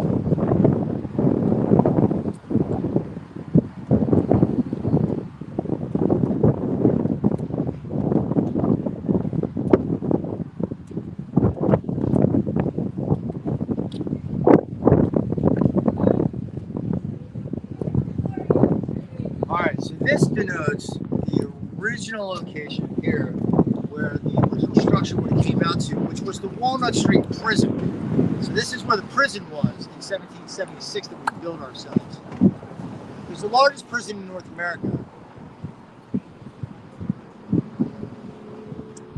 We were all full of ourselves. We completed it in 1776 thinking like, oh man, we're going to throw the British in there as prisoners. There was not any British prisoners there. They conquered our city and threw us in our jail.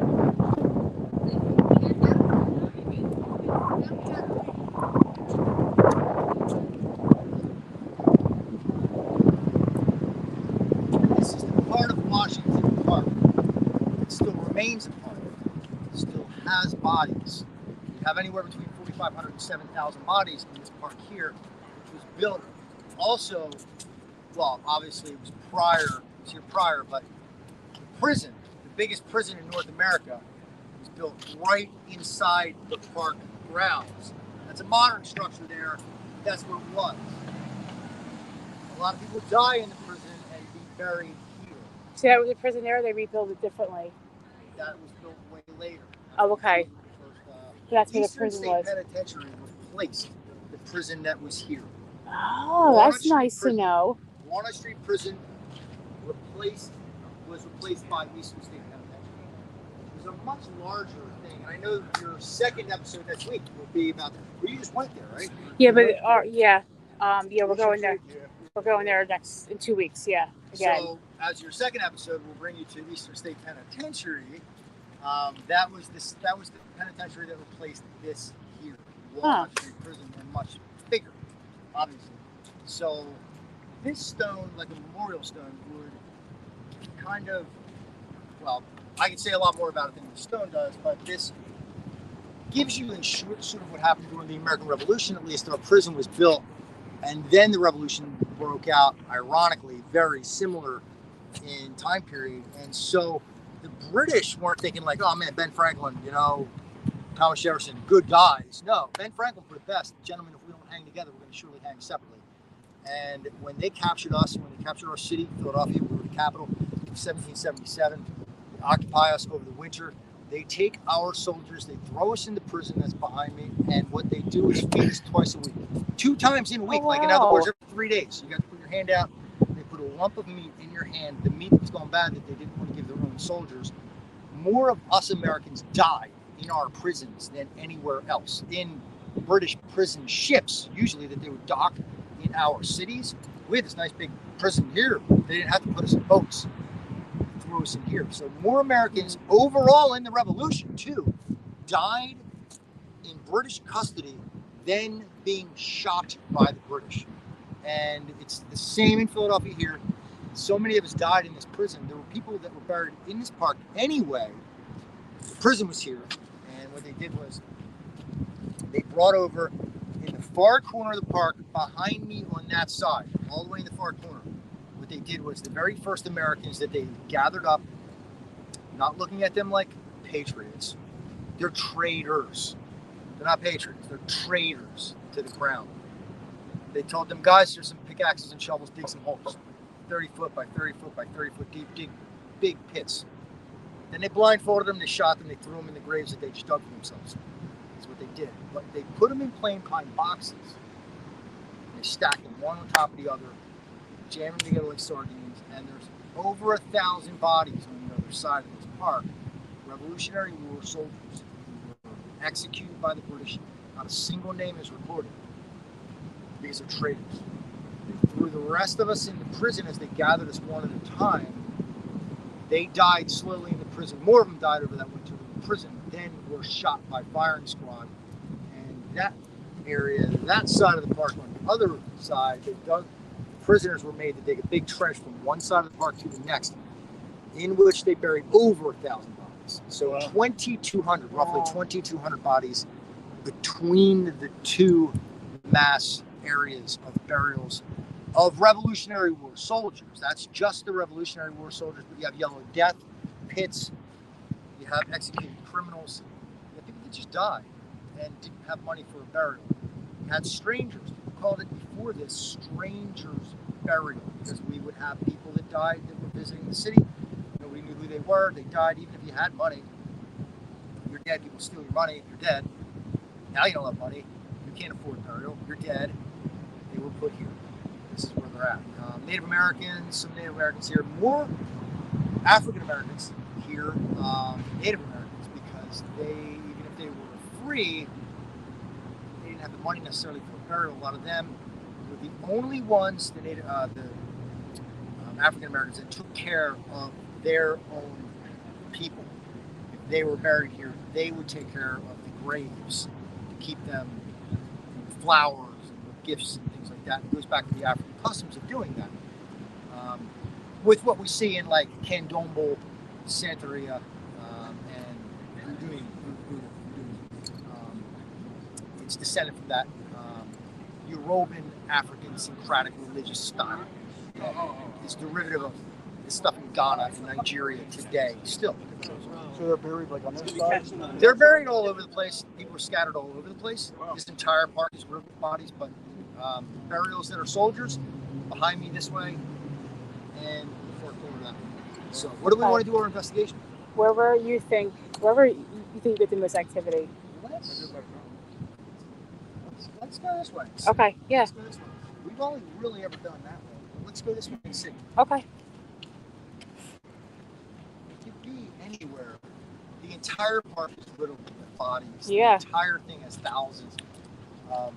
At least 5,000 bodies. It's between 4,500 and 7,000. That's the estimate. So 5,000 is a good, solid, safe number. We're buried. We're still here. There's little signage around that says it now. There hadn't been any signage until recently.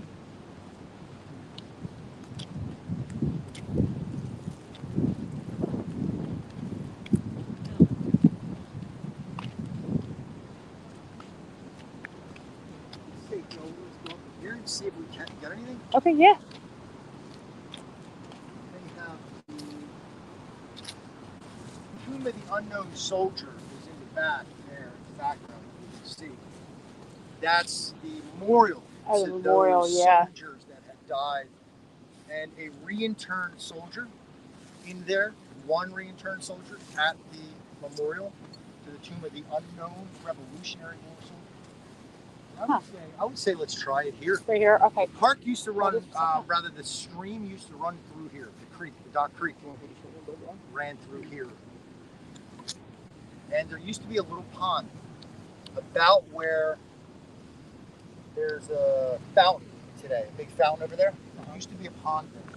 And like I said, all of these things get junked up in the days before trash collection. And so people wound up just throwing dead horse carcasses, all kinds of nasty stuff. And we filled all that stuff in, obviously. You want to hold it? You don't have to hold it. That one's already going.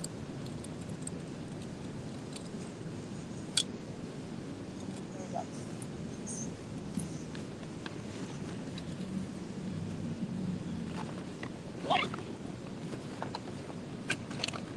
Let's see.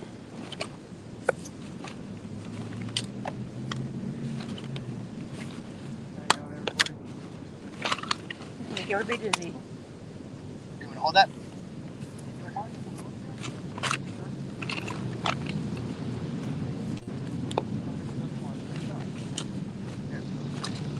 Okay. Sorry guys, just getting our stuff ready.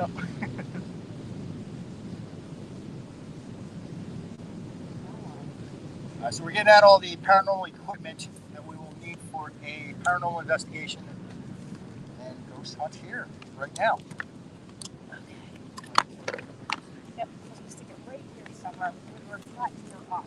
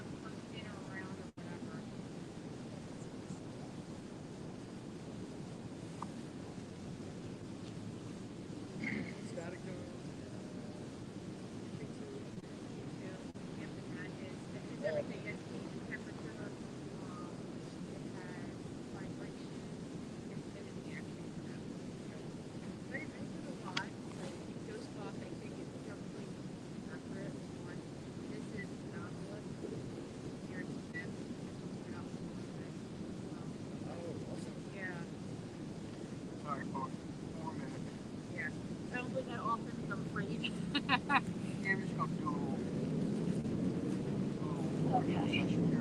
Let's see here. Oops. I found this thing is too heavy. That's why it's doing it. My battery's dying on here.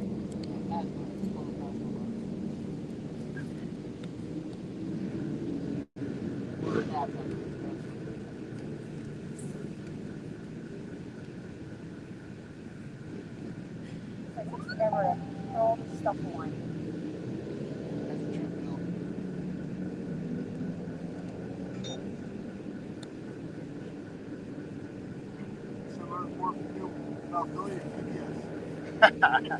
I condensed it all. Gave you all the best stuff. All the best.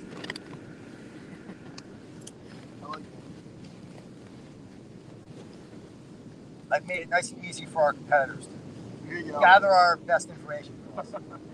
Take quick notes. Take it. Well, if they come on our tours and take notes anyway. Just made it easier. You can do it from other cities and not visit us. That's true. Start the tours here. Like others have done, like everybody else has done. I'm just getting the goose box ready and then. They can't do it like us. They don't have our personalities and background. There you go. Want me to hold that? Huh? Hold that? Can you hold that up? That's fine. Make sure it's all the way up. I think it is. It's not going up there. Oh, there it is.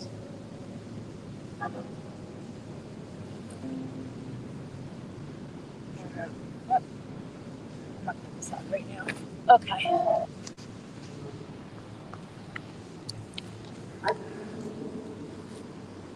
I would put that in front of there so you would hear it. So we have all this stuff right there. So hopefully, if there's any spirits here or anything, can you go light up any of that equipment on the ground for me? There's a bunch of equipment right on that ground. Is that? Do you want me to do something? Huh? Would you like me to do something? Yeah, go ahead, whatever you want to do. Well, no. Oh, no, you're good. No, you're fine. You're fine. No, you're good. Is there anybody here? You hold that speaker up. Doctor. Yeah, maybe you should listen to that because you'll know more of the history. Dad, go right there. Anybody on live? You hear it? Did you say doctor? It's a doctor, yeah. That's awesome. You guys on live, you hear it? Got something quick. Just bring it out if you don't mind. Because sometimes you hear it a little better than we do. The speaker like in our ear. So who's with us tonight?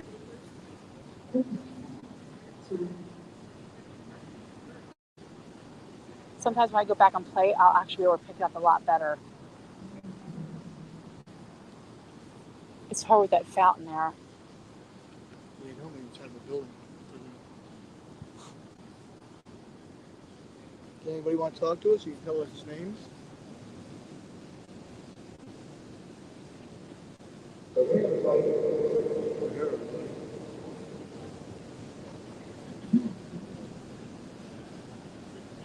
We came here to talk to you.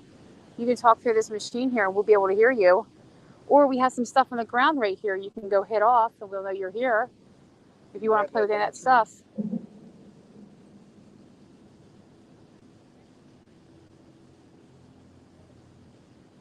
Can you say hello?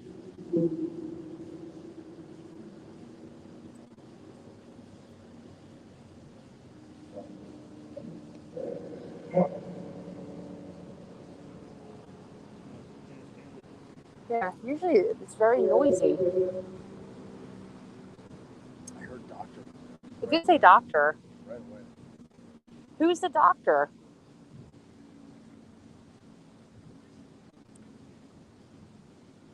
Can you tell us where we are?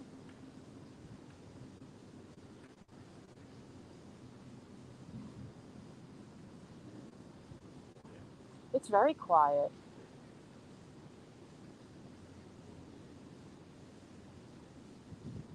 What is this place called?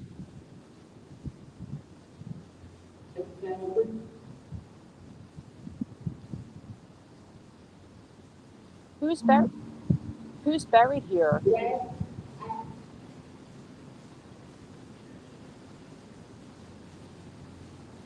Can you tell me who's buried here?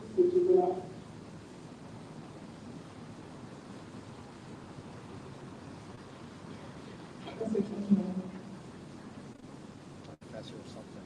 Yeah. Professor something. And a priest. And I hear a little bit better. Who's the priest?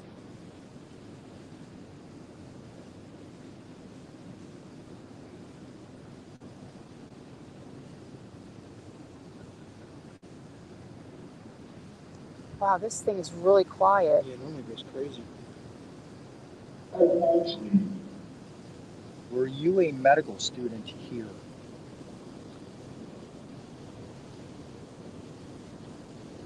Scribe? One time? I sound like I said one time. One time? Did you dig bodies up here?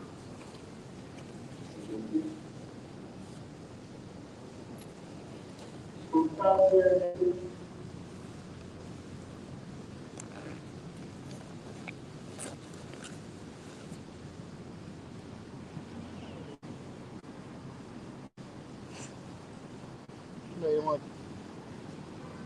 you don't want to talk to us?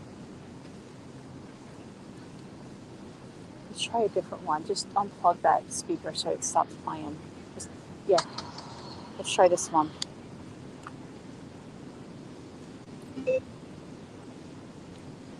I just couldn't really hear that. Usually you hear it really loud. Leave it alone. Just leave it alone. It picked up that. That's so weird. Were you a soldier? I have to get it on. Hold on. There it goes.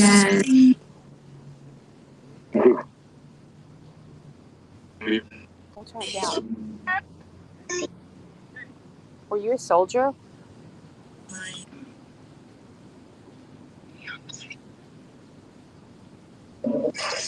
Said no. What were you? Saw. Huh? They said they saw a spot across the camera. Can you tell me what this place is? You like this one?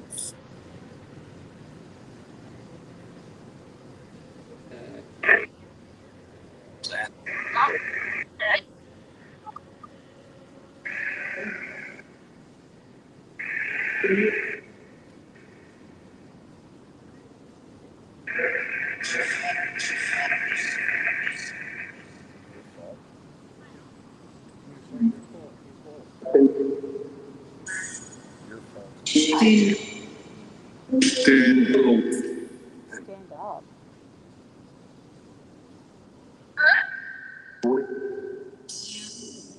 Can you tell me if you're a nurse or a doctor or a soldier?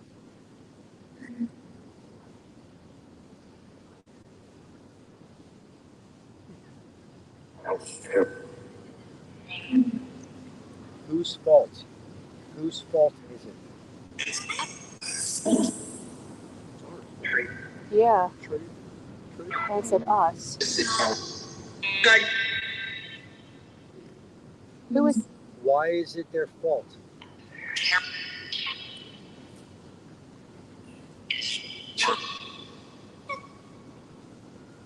Can you tell us why it was their fault?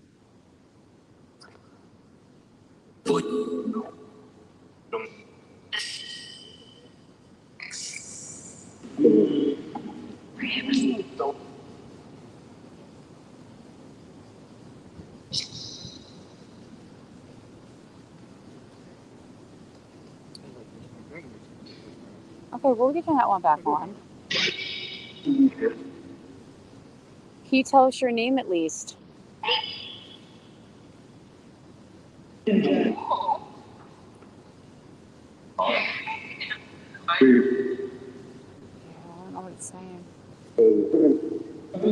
Usually we get really clear responses, and I don't know why I'm not getting anything really. I'll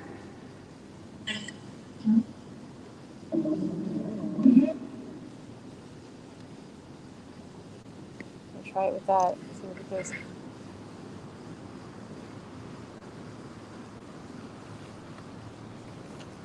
This is your chance to talk to us, okay? Let's try it again. Did you die in the war?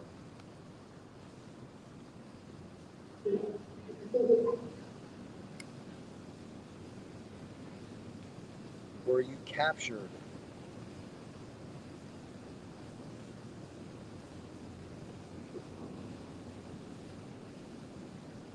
Were you in the prison behind us?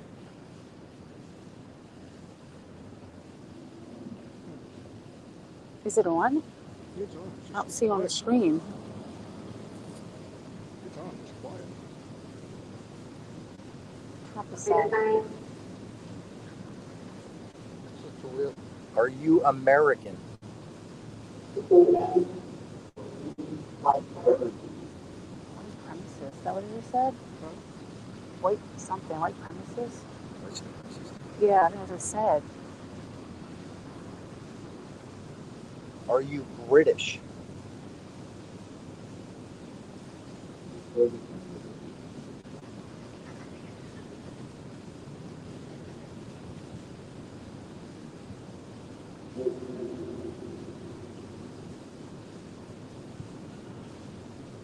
Were you enslaved?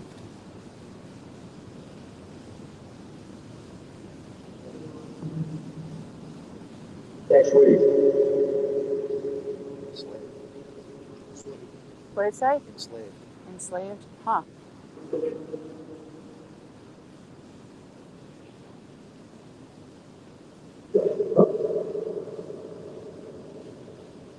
Enslaved? How did you die?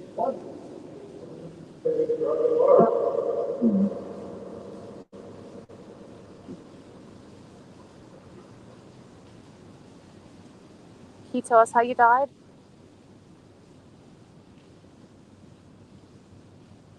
If not, you can grab that lantern over here and it shows around.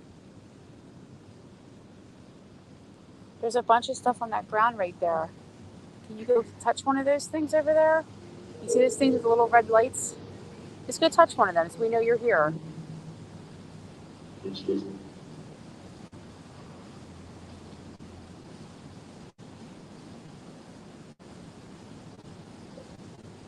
There's a bunch of little balls on the floor. Can you go touch one of those little balls just so we know you're here? There's a bunch of them over there. They ain't gonna hurt you.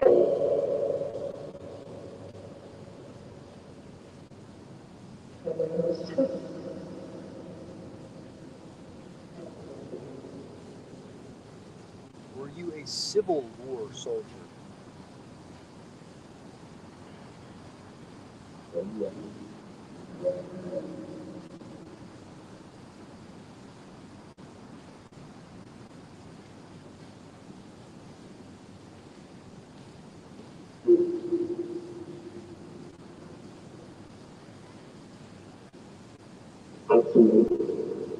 Absolutely. Yeah. Sometimes it takes forever for them to answer for some reason, but how many people are here? Can you answer that? Oh, I don't know. Okay. Is there anyone you know here too?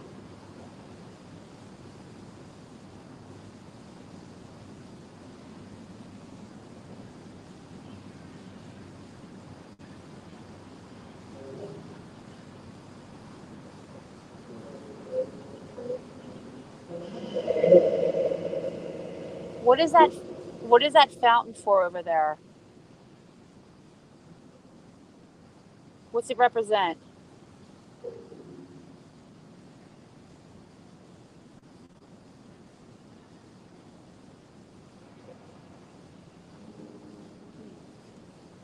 Sometimes they don't know.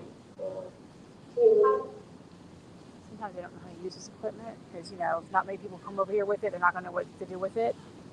Are you from Philadelphia? Were you born here?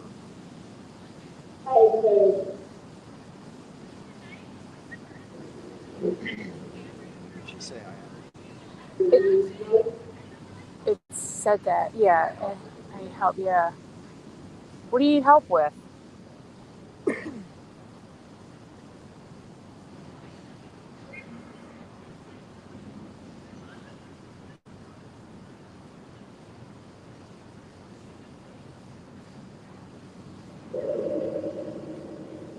tell us something? Anything?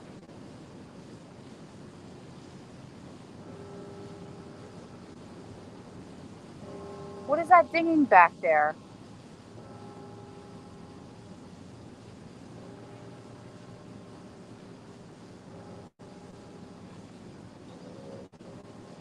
What is that? Can you tell me? What does that sound represent?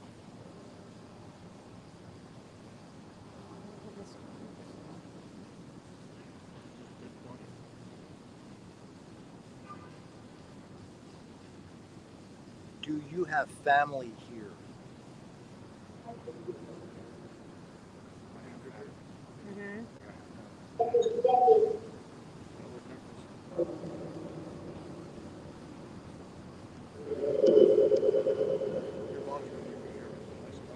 What? Yeah.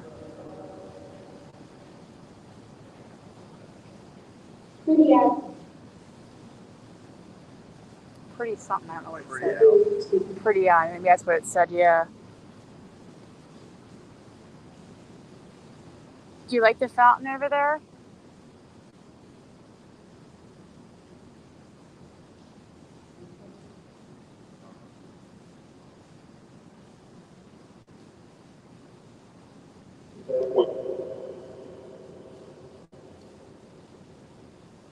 Can you tell me if it... Oh, could have, yeah. See, it's so much, they hear it differently than we do. It's weird.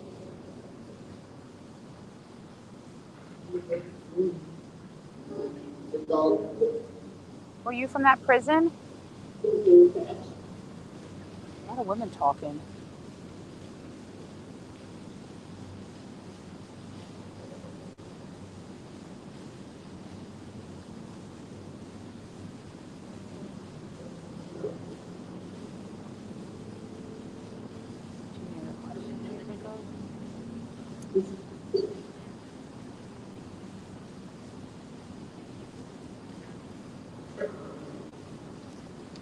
Were your remains disturbed?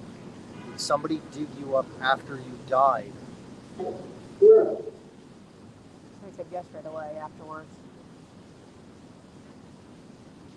And then buried you back here again?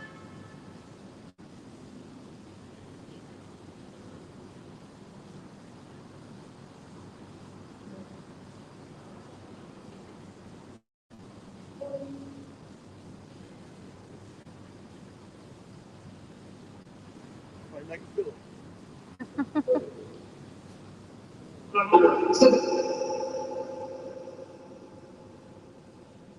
Why aren't you talking? Do you not want to talk? You want us to leave you alone? Yes, basically. Yes. And they're all women talking. It's weird. We usually get a mixture. Can we come back? I'm tired of this. Yeah. You want us to leave you? We'll come back later.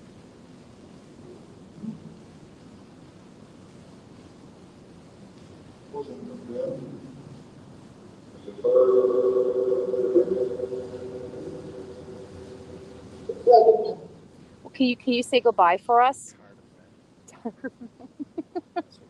Oh, if they said, maybe. It might have been.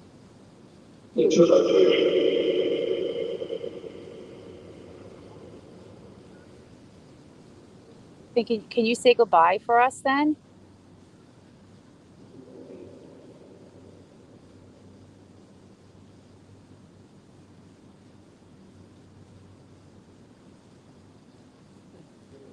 Can you say goodbye, please? We'll say goodbye to you.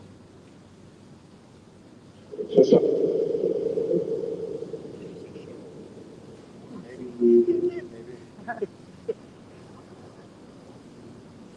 Or shut it.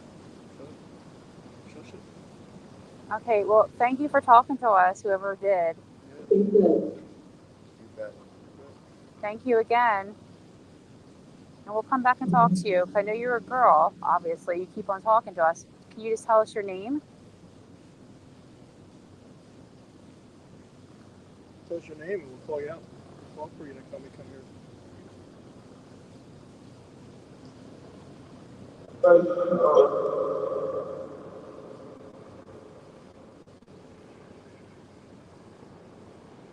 Okay, well, thank you for talking to us.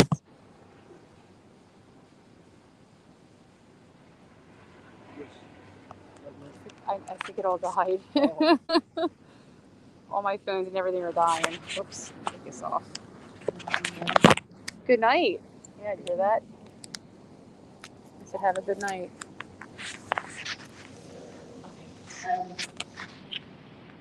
Okay, guys, I'm going to end this live here just because my phone's about to dead and about to die, and my stabilizer just died. So we'll be on in 2 weeks at Eastern State Penitentiary. We have a bunch of different information there, and we're going to do a couple cool things there. So at 8 o'clock in 2 weeks, we'll be back on. Thank you guys for watching.